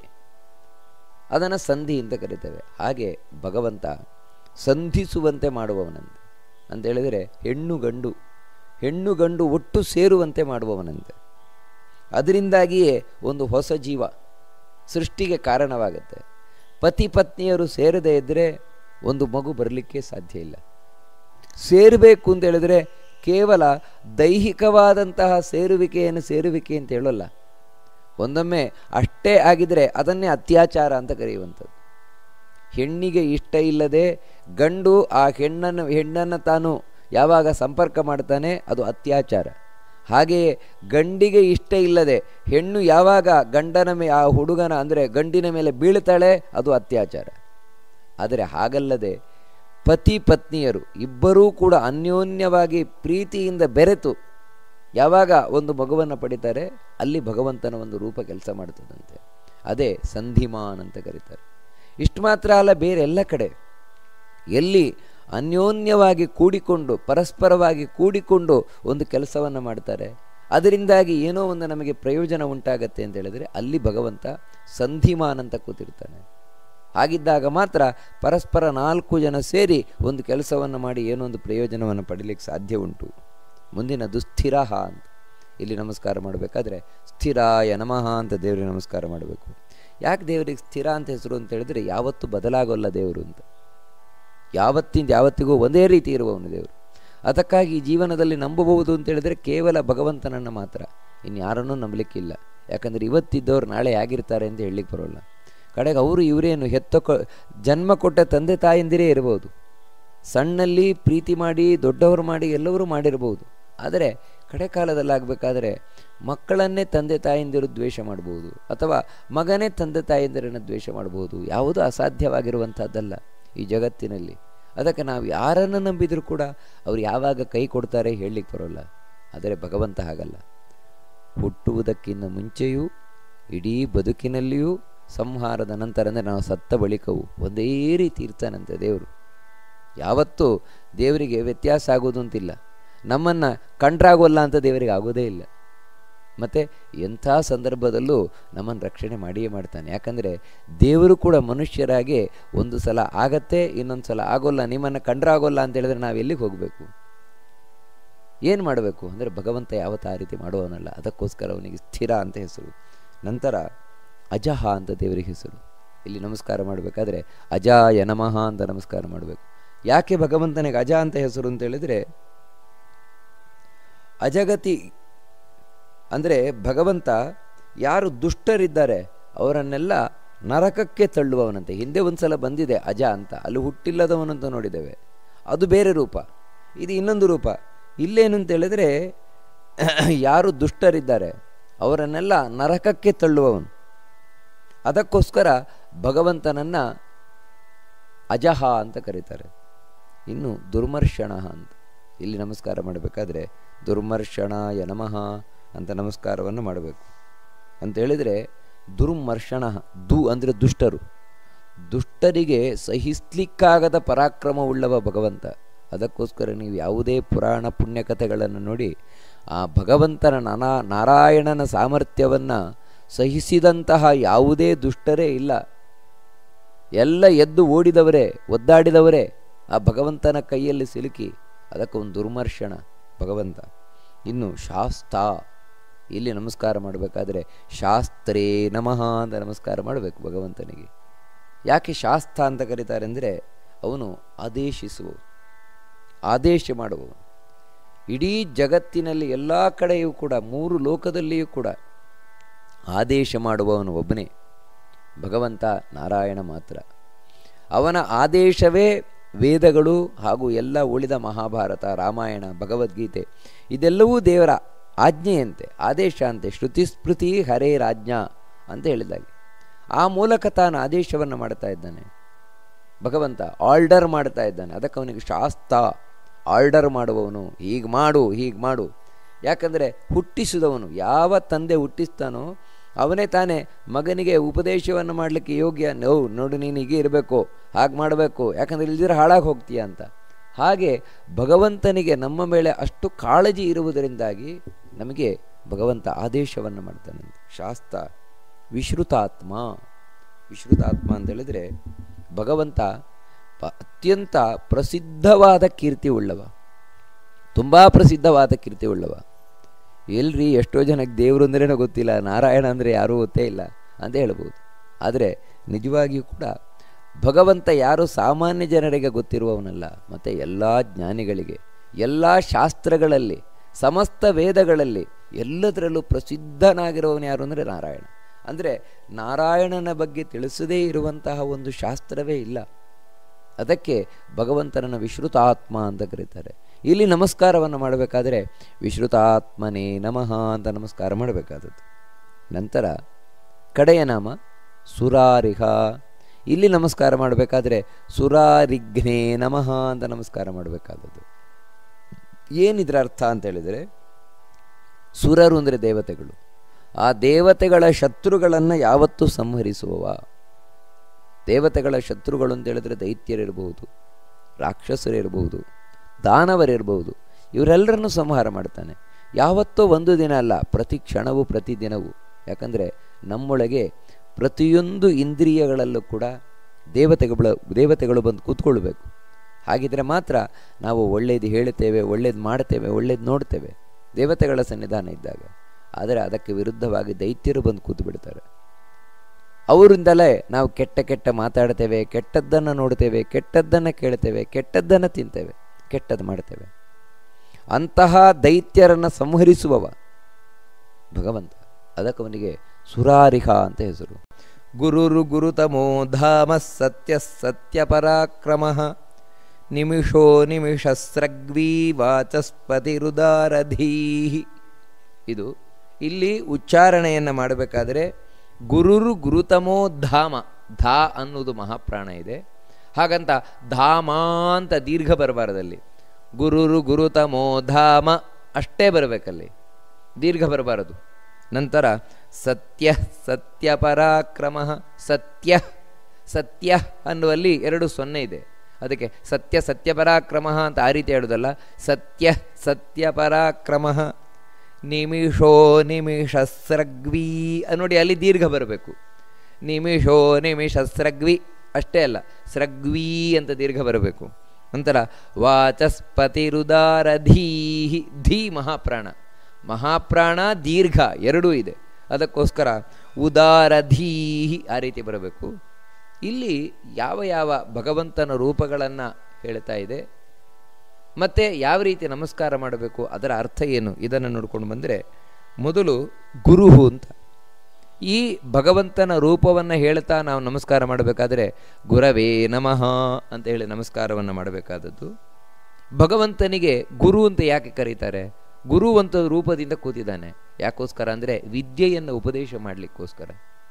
ಯಾರಿಂದ ನಾವು ಸದ್ವಿದ್ಯೆಯನ್ನು ಉಪದೇಶವನ್ನು ಪಡಿತೇವೆ, ನಮ್ಮ ಉದ್ಧಾರಕ್ಕೆ ಕಾರಣವಾಗಿರುವ ವಿದ್ಯೆ, ನರಕದಿಂದ ಪಾರು ಮಾಡುವ ವಿದ್ಯೆ, ಸಾವಿನಿಂದ ದೂರ ಮಾಡುವ ವಿದ್ಯೆ, ಅಂತಹ ಅಧ್ಯಾತ್ಮ ವಿದ್ಯೆಯನ್ನು ಯಾರು ಉಪದೇಶ ಮಾಡ್ತಾರೆ, ಯಾರ ಉಪದೇಶದಿಂದಾಗಿ ನಾವು ಉದ್ಧಾರ ಆಗ್ತೇವೆ, ಭಗವಂತನ ಹತ್ರ ಹೋಗ್ತೇವೆ, ಅಂಥವರು ಗುರುಗಳು. ಆ ಗುರುಗಳಿಗೆ ಯಾಕಷ್ಟು ಮಹತ್ವ ಅಂತ ಹೇಳಿದರೆ ಅವರೊಳಗೆ ದೇವರು ಕೂತಿರ್ತಾನಂತೆ. ವಿಶೇಷವಾಗಿ ಯಾವ ರೂಪದಿಂದ ಅಂತ, ಗುರು ಅಂತಲೇ ರೂಪದಿಂದ ಕೂತಿರ್ತಾನಂತೆ. ಅದಕ್ಕೋಸ್ಕರ ಭಗವಂತನಿಗೆ ಗುರು ಅಂತ ಹೆಸರು. ಗುರುಗಳ ಒಳಗೆ ಕೂತು ವಿದ್ಯೆಯನ್ನು ಉಪದೇಶಿಸುವವನು ಗುರು ಅಂತ ಕರೆಯಲ್ಪಡುವಂಥವನು ಭಗವಂತ. ಅಜ್ಞಾನವನ್ನು ಕಳೀತಾನೆ ಗುರುವಾಗಿದ್ದು. ನಂತರ ಗುರುತಮಃ ಈ ನಾಮವನ್ನು ಹೇಳಿ ನಮಸ್ಕಾರ ಮಾಡಬೇಕಾದ್ರೆ ಗುರುತಮಾಯ ನಮಃ ಅಂತ ದೇವರಿಗೆ ನಮಸ್ಕಾರ ಮಾಡಬೇಕು. ಯಾಕೆ ಭಗವಂತನಿಗೆ ಗುರುತಮ ಅಂತ ಹೇಳ್ತಾರೆ ಅಂದರೆ, ಹೌದು, ನಮಗೆ ಭಗವಂತನ ಬಗ್ಗೆ ತಿಳಿಸಿಕೊಡ್ತಾ ಇರುವಂತಹ ಗುರುಗಳಿದ್ದಾರೆ. ಅವರಿಗೆ ಇನ್ನೊಬ್ಬರು ಗುರುಗಳಿರ್ತಾರೆ, ಅವರಿಗೆ ಇನ್ನೊಬ್ಬರು ಗುರುಗಳಿರ್ತಾರೆ. ಈ ರೀತಿ ಇದೊಂದು ಗುರುಗಳ ಪರಂಪರೆ. ಇದು ಈ ಗುರು ಪರಂಪರೆ ಎಲ್ಲಿಂದ ಪ್ರಾರಂಭ ಆಗ್ತದೆ ಅಂತ ಹೇಳಿದರೆ ಅದು ದೇವರಿಂದಲೇ. ಭಗವಂತನೇ ಮೊದಲ ಗುರು. ಅದಕ್ಕಾಗಿಯೇ ಉಳಿದವರೆಲ್ಲರೂ ಗುರುಗಳಾದರೆ ಗುರುಗಳು ಗುರುತರರು. ಗುರುತಮ ಇವನೊಬ್ಬನೇ ಅಂತ ಹೇಳಿದರೆ ಎಲ್ಲರಿಗಿಂತಲೂ ಅತ್ಯಂತ ಶ್ರೇಷ್ಠವಾಗಿರುವ ಗುರು ಇವನು. ಉಳಿದ ಎಲ್ಲ ಗುರುಗಳಿಗೆ, ಯಾಕಂದರೆ ಆದಿಗುರುಗಳು ಬ್ರಹ್ಮದೇವರು. ಆ ಆದಿಗುರುಗಳಾದ ಬ್ರಹ್ಮದೇವರಿಗೂ ಉಪದೇಶ ಮಾಡಿದಂತಹ ಮೂಲ ಗುರು ಇವನು ಭಗವಂತ. ಅದಕ್ಕೆ ಅವನು ಗುರುತಮ, ಅತ್ಯಂತ ಶ್ರೇಷ್ಠನಾದ ಗುರು. ದೇವರಷ್ಟು ನಮ್ಮ ಅಜ್ಞಾನವನ್ನು ಕಳೆದು ನಮ್ಮನ್ನು ಉದ್ಧಾರ ಮಾಡುವವರು ಇನ್ನೊಬ್ಬರು ಇಲ್ಲೇ ಇಲ್ಲ. ಗುರುಗಳಿಗೂ ಗುರುಗಳಾದವನು. ಭಗವಂತ. ಅದಕ್ಕೆ ಅವನಿಗೆ ಗುರುತಮ ಅಂತ ಹೇಳ್ತಾರೆ. ಅತ್ಯಂತ ಶ್ರೇಷ್ಠವಾದ ಗುರು ಭಗವಂತ. ಅವನಿದ್ರೇ ಉಳಿದವರು ಗುರುಗಳಾಗ್ತಾರಷ್ಟೇ. ನಂತರ ಧಾಮ ಅನ್ನುವುದು ಇನ್ನೊಂದು ಭಗವಂತನ ರೂಪ. ಈ ನಾಮವನ್ನು, ಈ ರೂಪವನ್ನು ನಾವು ನಮಸ್ಕಾರ ಮಾಡಬೇಕಾದ್ರೆ ಈ ರೂಪಕ್ಕೆ ಧಾಮ್ನೇ ನಮಃ ಅಂತೇಳಿ ನಮಸ್ಕಾರವನ್ನು ಮಾಡಬೇಕು. ಧಾಮ ಅಂತ ಭಗವಂತನನ್ನು ಯಾಕೋಸ್ಕರ ಕರೀತಾರೆ ಅಂದರೆ, ಧಾಮ ಅಂದರೆ ಆಶ್ರಯ, ಮನೆ. ದೇವರು ಎಲ್ಲ ಜೀವರಿಗೂ ಕೂಡ ಮನೆಯಾಗಿದ್ದಾನಂತೆ, ಆಶ್ರಯನಾಗಿದ್ದಾನಂತೆ. ಅಂದರೆ ಅವನ ಆಶ್ರಯದಲ್ಲಿ ನಾವೆಲ್ಲರೂ ಕೂಡ ನೆಲೆಸಿರುವವರು. ಮನೆ ಒಳಗೆ ಎಲ್ಲರೂ ಯಾವ ರೀತಿ ವಾಸ ಮಾಡ್ತಾರೆ ಆ ರೀತಿ ಆ ಭಗವಂತನ ಒಳಗೆ ನಾವು ವಾಸ ಮಾಡ್ತಾ ಇದ್ದೇವೆ. ಅಂದರೆ ಭಗವಂತನ ಆಶ್ರಯದಲ್ಲಿ ನಾವು ವಾಸ ಮಾಡ್ತಾ ಇದ್ದೇವೆ. ಯಾವ ರೀತಿ ಮನೆಯಲ್ಲಿದ್ದರೆ ನಮಗೆ ಮಳೆಯಿಂದ ಏನೂ ತೊಂದರೆ ಆಗೋಲ್ಲ, ಗಾಳಿಯಿಂದ ಏನೂ ತೊಂದರೆ ಆಗೋಲ್ಲ, ಬಿಸಿಲಿನಿಂದ ಏನೂ ತೊಂದರೆ ಆಗೋಲ್ಲ. ಹಾಗೆಯೇ ಭಗವಂತನ ರಕ್ಷಣೆಯಲ್ಲಿ ಇರ್ತಾ ಇರುವುದರಿಂದಾಗಿ ಈ ಜೀವನಿಗೆ ಯಾವುದೇ ತೊಂದರೆ ಆಗ್ತಾ ಇಲ್ಲ. ಈ ದೇಹಕ್ಕೆ ಏನಾದರೂ ಆಗಬಹುದು, ಈ ದೇಹಕ್ಕೆ ಸಂಬಂಧಪಟ್ಟ ಹಾಗೆ ರೋಗ ರುಜಿನಗಳು ಬರಬಹುದು, ಸಾವು ಬರಬಹುದು, ಮುಪ್ಪು ಬರಬಹುದು. ಉಳಿದದ್ದೆಲ್ಲ ತೊಂದರೆಗಳು ದೇಹಕ್ಕೆ ಸಂಬಂಧಪಟ್ಟಾಗ ಬರಬಹುದು, ಆದರೆ ಜೀವಕ್ಕೆ ಸಂಬಂಧಪಟ್ಟಾಗಲ್ಲ. ಒಳಗೆ ನಾನು ಅಂತ ಹೇಳ್ತಾ ಇರುವ ಜೀವ ಏನಿದ್ದಾನೆ, ಜೀವನಿಗೆ ರೋಗ ಬರೋಲ್ಲ. ರೋಗ ಬರುವುದು ದೇಹಕ್ಕೆ. ಅದರಿಂದಾಗಿಯೇ ಇವನು ಎಷ್ಟು ರೋಗದಲ್ಲಿ ಒದ್ದಾಡ್ತಾ ಸೀರಿಯಸ್ ಆಗಿ ಸತ್ತೋದ್ಮೇಲೆ ಆ ರೋಗ ಇಲ್ಲ. ಎಂಥ ಕ್ಯಾನ್ಸರ್ ರೋಗದಿಂದ ಸತ್ತರೂ ಕೂಡ ಸಾಯುವ ತನಕ ಅವನಿಗೆ ಕ್ಯಾನ್ಸರ್ ರೋಗ. ಯಾವಾಗ ಈ ದೇಹ ಬಿಟ್ಟ ಮೇಲೆ ಒಮ್ಮೆ ಆರಾಮಾಯಿತು. ಯಾಕಂತ ಹೇಳಿದ್ರೆ ಆ ಕ್ಯಾನ್ಸರ್ ರೋಗ ಬಂದ ದೇಹ ಅಲ್ಲೇ ಬಿಟ್ಟು ಬಂದ. ಜೀವನಿಗೆ ಯಾವುದೇ ರೋಗ ಬರೋಲ್ಲ, ಜೀವನಿಗೆ ಏನು ಸಾವಿಲ್ಲ. ಯಾಕಂದರೆ ಅವನನ್ನು ಆ ರೀತಿ ಅವನಿಗೆ ನೋಡಿಕೊಳ್ತಾ ಇರುವ ಆಶ್ರಯನೇ ಭಗವಂತ. ಅದಕ್ಕೆ ಭಗವಂತನಿಗೆ ಧಾಮ ಅಂತ ಕರೀತಾರೆ. ನಂತರ ಸತ್ಯ ಅಂತ ಮುಂದಿನದ್ದು ಭಗವಂತನ ರೂಪ. ಇದಕ್ಕೆ ನಮಸ್ಕಾರ ಮಾಡಬೇಕಾದ್ರೆ ಸತ್ಯಾಯ ನಮಃ ಅಂತ ನಮಸ್ಕಾರ ಮಾಡಬೇಕು. ಯಾಕೆ ಭಗವಂತನಿಗೆ ಸತ್ಯ ಅಂತ ಕರೀತಾರೆ ಅಂತ ಹೇಳಿದ್ರೆ, ಸತ್ಯದಲ್ಲಿ ನೆಲೆಸಿರುವವನೇ ದೇವರು. ಸತ್ಯ ಅಂತ ಯಾವುದನ್ನು ನಾವು ಕರಿತೇವೆ ಅಂತ ಹೇಳಿದ್ರೆ, ಯಾವ ನಮ್ಮ ಮಾತಿನಲ್ಲಿ ದೇವರು ಕೂತಿದ್ದಾನೋ ಅದು ಸತ್ಯ. ದೇವರು ಕೂತಿರುವ ಮಾತೇ ಸತ್ಯ. ಯಾವ ಮಾತಿನಲ್ಲಿ ದೇವರು ಕೂತಿಲ್ಲ ಅದು ಸತ್ಯ ಅಲ್ಲ. ಹೊರಗಿನಿಂದ ಬೇಕಿದ್ರೆ ಜಗತ್ತಿನಲ್ಲಿ ನೀವು ಅದನ್ನು ಸತ್ಯ ಅಂತ ಹೇಳ್ಬೋದು, ಇಲ್ರಿ ಅವ್ರು ಇದ್ದ ಹಾಗೆ ಹೇಳಿದ್ದಾರೆ ಅಂತ. ಆದರೆ ಆ ಮಾತಿನಲ್ಲಿ ದೇವರು ಇಲ್ಲದೇ ಇದ್ದರೆ ಅದು ಸತ್ಯ ಅಲ್ಲ, ಅದೇ ಸುಳ್ಳಾದ ಮಾತು. ಅದರಿಂದಾಗಿ ನಿಜವಾದ ಸತ್ಯವಾದ ಮಾತಿನಲ್ಲಿ ಕೂತಿರುವವನು ದೇವರು. ದೇವರು ಕೂತ ಮಾತೇ ಸತ್ಯವಾದ ಮಾತು. ಅದಕ್ಕೆ ದೇವರನ್ನು ಸತ್ಯ ಅಂತ ಕರೀತಾರೆ. ಅದಕ್ಕೆ ಅವನನ್ನು ಸತ್ಯ ಸ್ವರೂಪ ಅಂತ ಕರಿತೇವೆ. ಅದಕ್ಕೆ ಸತ್ಯನಾರಾಯಣ ಅಂತ ಕರಿತೇವೆ ದೇವರನ್ನು. ಯಾಕಂದರೆ ಅವನು ಸತ್ಯದಲ್ಲಿ ಕೂತಿರುವವನು. ಯಾವತ್ತೂ ಕೂಡ ದೇವರು ಸುಳ್ಳಲ್ಲಿಲ್ಲ ದೇವರು. ಅದೇ ರೀತಿ ಸತ್ಯಪರಾಕ್ರಮ ಅನ್ನೋದು ಮುಂದಿನದ್ದು.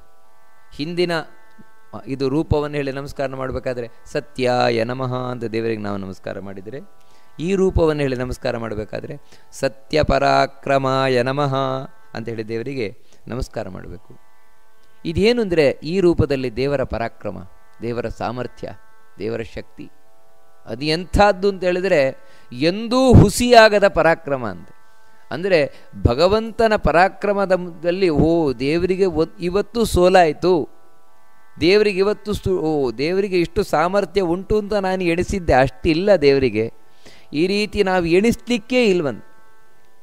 ಯಾವತ್ತಿಂದ ಯಾವತ್ತಿಗೂ ಕೂಡ ಆ ದೇವರ ಪರಾಕ್ರಮ ಹುಸಿಯಾಗುವುದು ಅಂತಿಲ್ಲ.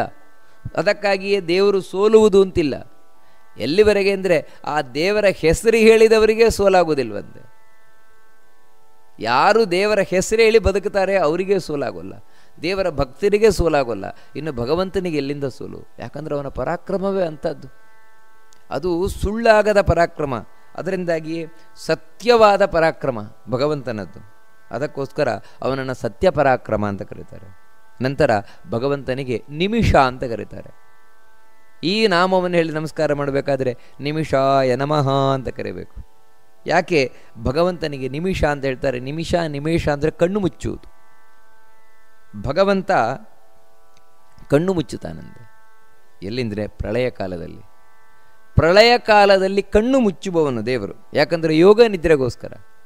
ಹೀಗೆ ಕಣ್ಣು ಮುಚ್ಚುವುದರಿಂದಾಗಿ ಭಗವಂತನಿಗೆ ನಿಮಿಷ ಅಂತ ಕರೀತಾರೆ. ಅದೇ ಭಗವಂತನಿಗೆ ಇಲ್ಲಿ ನಾವು ನಮಸ್ಕಾರ ಮಾಡಬೇಕಾದ್ರೆ ನಿಮಿಷಾಯ ನಮಃ ಅಂತ ನಮಸ್ಕಾರ ಮಾಡಿದರು. ಪ್ರಳಯ ಕಾಲದಲ್ಲಿ ಕಣ್ಣು ಮುಚ್ಚಿದವನಷ್ಟೇ, ನಿದ್ರೆ ಮಾಡಿದವನಲ್ಲ ದೇವರು. ಯಾಕಂದರೆ ಕಣ್ಣು ಮುಚ್ಚುವುದಕ್ಕೂ ನಿದ್ರೆ ಮಾಡುವುದಕ್ಕೂ ವ್ಯತ್ಯಾಸ ಇದೆ. ನಾವು ಬಸ್ಸಲ್ಲಿ ಹೋಗಬೇಕಾದ್ರೆ ಕಣ್ಣು ಮುಚ್ಚುತ್ತೇವೆ, ನಿದ್ರೆ ಮಾಡ್ತೇವೆ ಅಂತಿಲ್ಲ, ಎಚ್ಚರವಾಗೇ ಇರ್ತೇವೆ. ಆದರೆ ಸ್ವಲ್ಪ ಆಯಾಸ ಪರಿಹಾರಕ್ಕೋಸ್ಕರ ಕಣ್ಣು ಮುಚ್ಚುವುದುಂಟು. ಭಗವಂತನಿಗೆ ಆಯಾಸವೂ ಇಲ್ಲ. ಮತ್ತೇನು ಅಂತೇಳಿದರೆ ತಾನು ಸುಮ್ಮನೆ ಕಣ್ಣು ಮುಚ್ಚುತ್ತಾನಷ್ಟೇ ದೇವರು. ಅದಕ್ಕಾಗಿಯೇ ಮುಂದಿನ ನಾಮ ಹೇಳ್ತಾ ಇದೆ ಅನಿಮಿಷ ಅಂತ. ಅಲ್ಲಿ ನಮಸ್ಕಾರ ಮಾಡಬೇಕಾದ್ರೆ ಅನಿಮಿಷಾಯ ನಮಃ ಅಂತ ದೇವರಿಗೆ ನಮಸ್ಕಾರ ಮಾಡಬೇಕಾದದ್ದು. ಇಲ್ಲೇನೆಂದರೆ ವಾಸ್ತವಿಕವಾಗಿ ದೇವರು ಕಣ್ಣು ಮುಚ್ಚುವುದೇ ಇಲ್ಲ ಅಂತ. ದೇವರ ಕಣ್ಣು ಮುಚ್ಚುವುದು ಅಂತ ಇಲ್ಲವೇ ಇಲ್ಲ. ಇಡೀ ಜಗತ್ತು ಕಣ್ಣು ಮುಚ್ಚಿದ್ರೆ ದೇವರು ಕಣ್ಣು ಮುಚ್ಚೋಲ್ಲ. ಯಾವತ್ತೂ ದೇವರು ಕಣ್ಣು ಮುಚ್ಚುವುದಿಲ್ಲ. ಆ ರೀತಿ ಅನಿಮಿಷ ಅಂತ ಹೇಳಿದ್ರೆ ವಾಸ್ತವಿಕವಾಗಿ ಯಾವತ್ತೂ ಕಣ್ಣು ಮುಚ್ಚದವನು. ಆದರೆ ಪ್ರಳಯ ಕಾಲದಲ್ಲಿ ಕೇವಲ ಲಕ್ಷ್ಮಿಗೆ ಆನಂದ ಕೊಡಲಿಕ್ಕೋಸ್ಕರ ಕಣ್ಣು ಮುಚ್ಚುವವನು. ಆ ರೀತಿ ಪ್ರಳಯ ಕಾಲದಲ್ಲಿ ಭಗವಂತ ನಿಮಿಷನಾಗಿರ್ತಾನೆ. ಸೃಷ್ಟಿ ಕಾಲದಲ್ಲಿ ಇಡೀ ಜಗತ್ತು ಯಾವಾಗ ನಡೀತಾ ಇರ್ತದೆ ಅವಾಗ ಅನಿಮಿಷನಾಗಿರ್ತಾನೆ. ಕಣ್ಣು ಮಿಟಿಕಿಸದ ಹಾಗೆ ಜಗತ್ತನ್ನು ನೋಡ್ಕೊಳ್ತಾ ಇರ್ತಾನೆ. ಯಾಕಂದರೆ ದೇವರು ಸೃಷ್ಟಿ ಕಾಲದಲ್ಲಿ ಈ ಜಗತ್ತು ನಡೀತಾ ಇರಬೇಕಾದ್ರೆ ಒಂದು ಫ್ರ್ಯಾಕ್ಷನ್ ಆಫ್ ಸೆಕೆಂಡ್ ಕಣ್ಣು ಮುಚ್ಚಿದ ಅಂತ ಹೇಳಿದ್ರೆ ಜಗತ್ತಿಲ್ಲ ಅಂತ ಆಗ್ತದೆ. ಅಂದರೆ ಅಷ್ಟು ಕಣ್ಣಿನ ಮೇಲೆ ಕಣ್ಣಿಟ್ಟು ನೋಡ್ಕೊಳ್ಳೋದು ಅಂತ ಹೇಳ್ತೇವೆ. ತಾಯಿ ಮಗುವನ್ನು ಕಣ್ಣಿನ ಮೇಲೆ ಕಣ್ಣಿಟ್ಟು ನೋಡ್ಕೊಳ್ತಾಳೆ ಅಂತ. ಇದು ಬರೀ ಒಂದು ಉತ್ಪ್ರೇಕ್ಷೆ ಅಷ್ಟೇ. ಆದರೆ ನಿಜವಾಗಿಯೂ ಕೂಡ ಈ ಜಗತ್ತನ್ನು ಕಣ್ಣಿನ ಮೇಲೆ ಕಣ್ಣಿಟ್ಟು ನೋಡ್ಕೊಳ್ಳುವನು ದೇವರು ಮಾತ್ರ.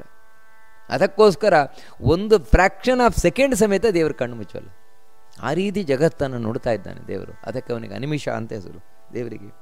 ಇನ್ನು ಸ್ರಗ್ವಿ ಅಂತ ಮುಂದಿನದ್ದು ದೇವರ ನಾಮ ಸ್ರಗ್ವಿ ಅಂತ. ಇದಕ್ಕೆ ಈ ನಾಮವನ್ನು ಹೇಳಿ ನಮಸ್ಕಾರ ಮಾಡಬೇಕಾದ್ರೆ ಸ್ರಗ್ವಿಣೇ ನಮಃ ಅಂತ ಹೇಳಿ ನಮಸ್ಕಾರ ಮಾಡಬೇಕು. ಯಾಕೆ? ಸ್ರಕ್ ಅಂದರೆ ಮಾಲೆ. ಮಾಲೆಯನ್ನು ಧರಿಸಿದವನು, ನಾನಾ ವಿಧವಾದ ಮಾಲೆಯನ್ನು ಧರಿಸಿದ್ದಾನಂತೆ ಭಗವಂತ. ಕೌಸ್ತುಭಮಣಿಯ ಮಾಲೆ, ಅದೇ ರೀತಿ ವೈಜಯಂತಿ ಮಾಲೆ, ವನಮಾಲೆ, ಇವುಗಳನ್ನೆಲ್ಲ ಧರಿಸಿದ್ದಾನಂತೆ. ಕುತ್ತಿಗೆಯ ಸುತ್ತ ನೆಕ್ಲೇಸಿನ ಹಾಗೆ ಇರುವಂತಹದ್ದು ಕೌಸ್ತುಭ ಮಾಲೆ. ಅದೇ ರೀತಿ ನಾಭಿಯ ತನಕ, ಹೊಕ್ಕಳಿನ ತನಕ ಇರುವಂತಹದ್ದು ವೈಜಯಂತಿ ಮಾಲೆ. ಅದೇ ರೀತಿ ಮೊಣಗಂಟಿನ ತನಕ ಇರುವಂತಹದ್ದು ವೈಜಯಂತಿ ಮಾಲೆ. ಇದು ವನಮಾಲೆ. ನಾನಾ ವಿಧವಾದ ಹೂವುಗಳಿಂದ, ಎಂದೂ ಬಾಡದ ಹೂವುಗಳಿಂದ, ತುಳಸಿಯಿಂದ ಮಾಡಲ್ಪಟ್ಟ ಮಾಲೆ ಅದೇ ವನಮಾಲೆ.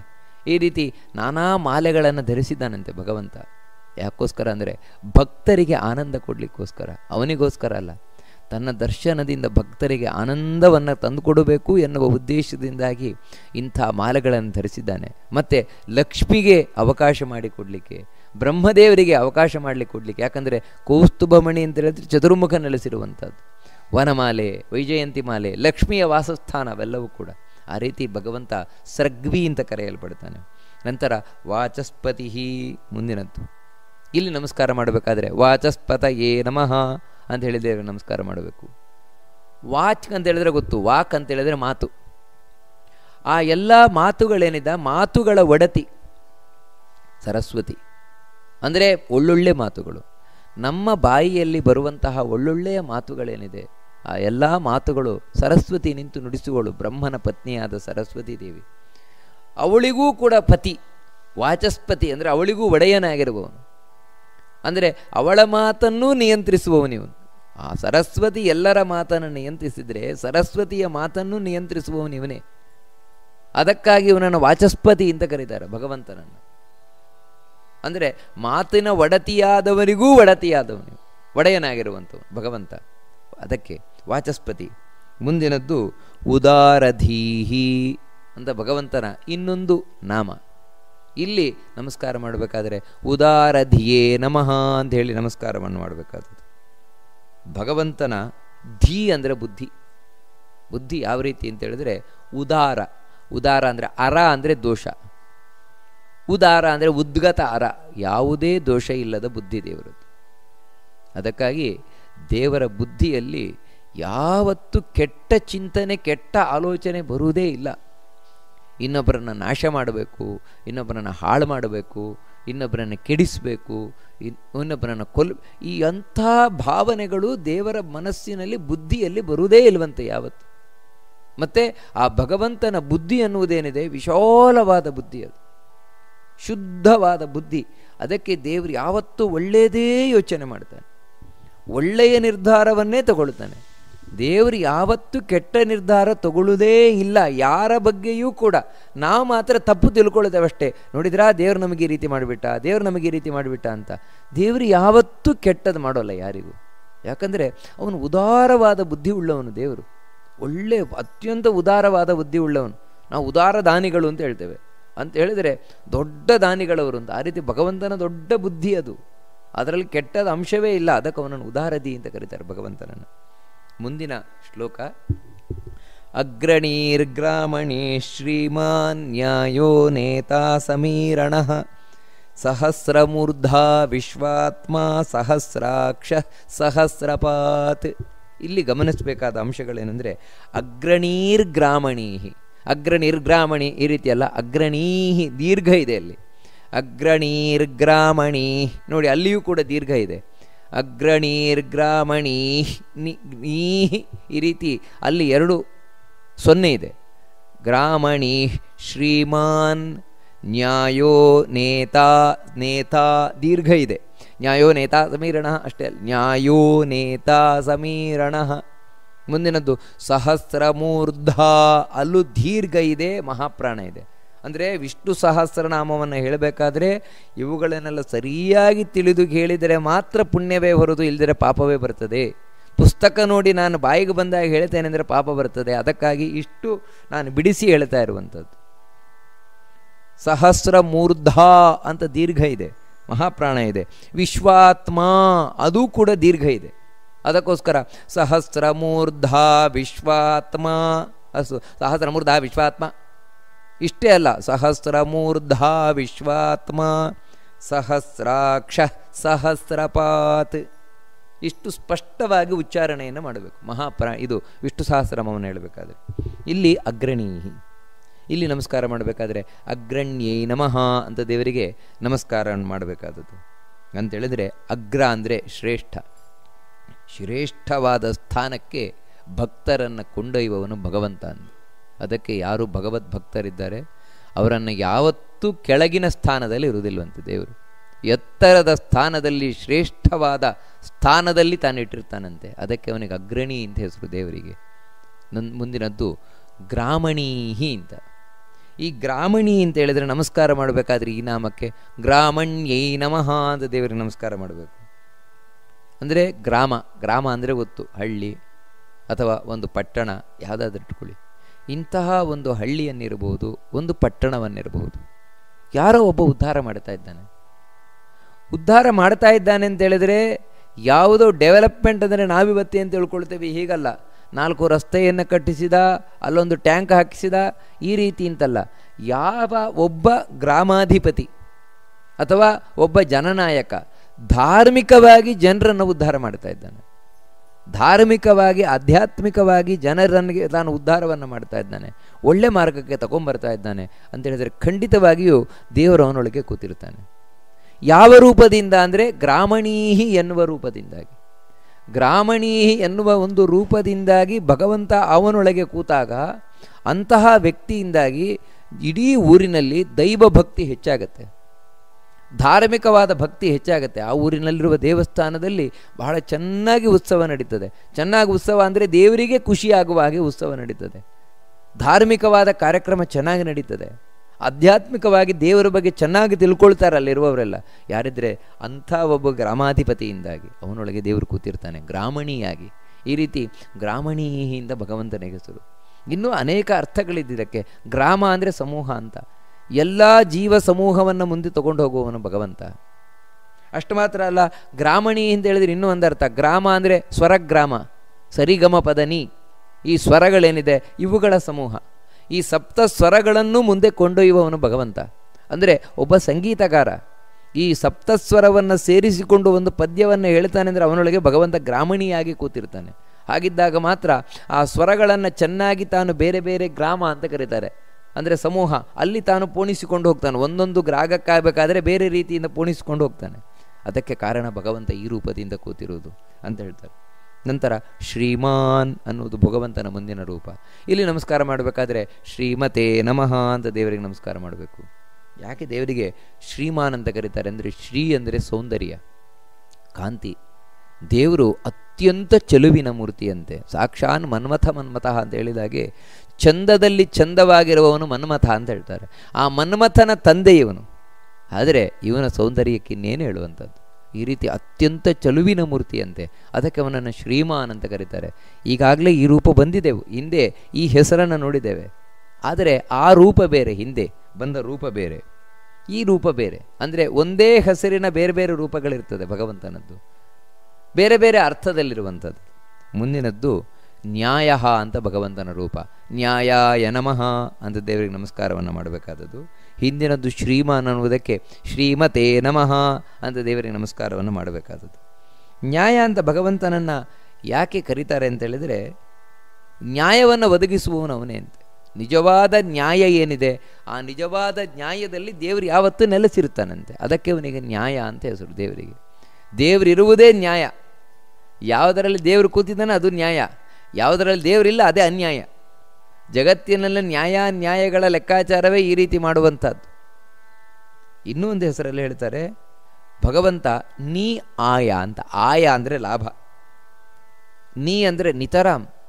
ಯಾರು ಭಕ್ತರಿದ್ದಾರೆ ಭಕ್ತರ ಪಾಲಿಗೆ ದೊಡ್ಡ ಲಾಭ ಯಾರು ಅಂದರೆ ಇವನೇ ಅಂತೆ, ಭಗವಂತನೇ ಅಂತೆ. ಭಗವಂತನಿಗಿಂತ ದೊಡ್ಡ ಲಾಭ ಇನ್ನೊಂದು ಇಲ್ಲವೇ ಇಲ್ಲ. ಭಗವಂತನಿಂದ ಲಾಭ ಅಲ್ಲ, ಭಗವಂತನೇ ಲಾಭ.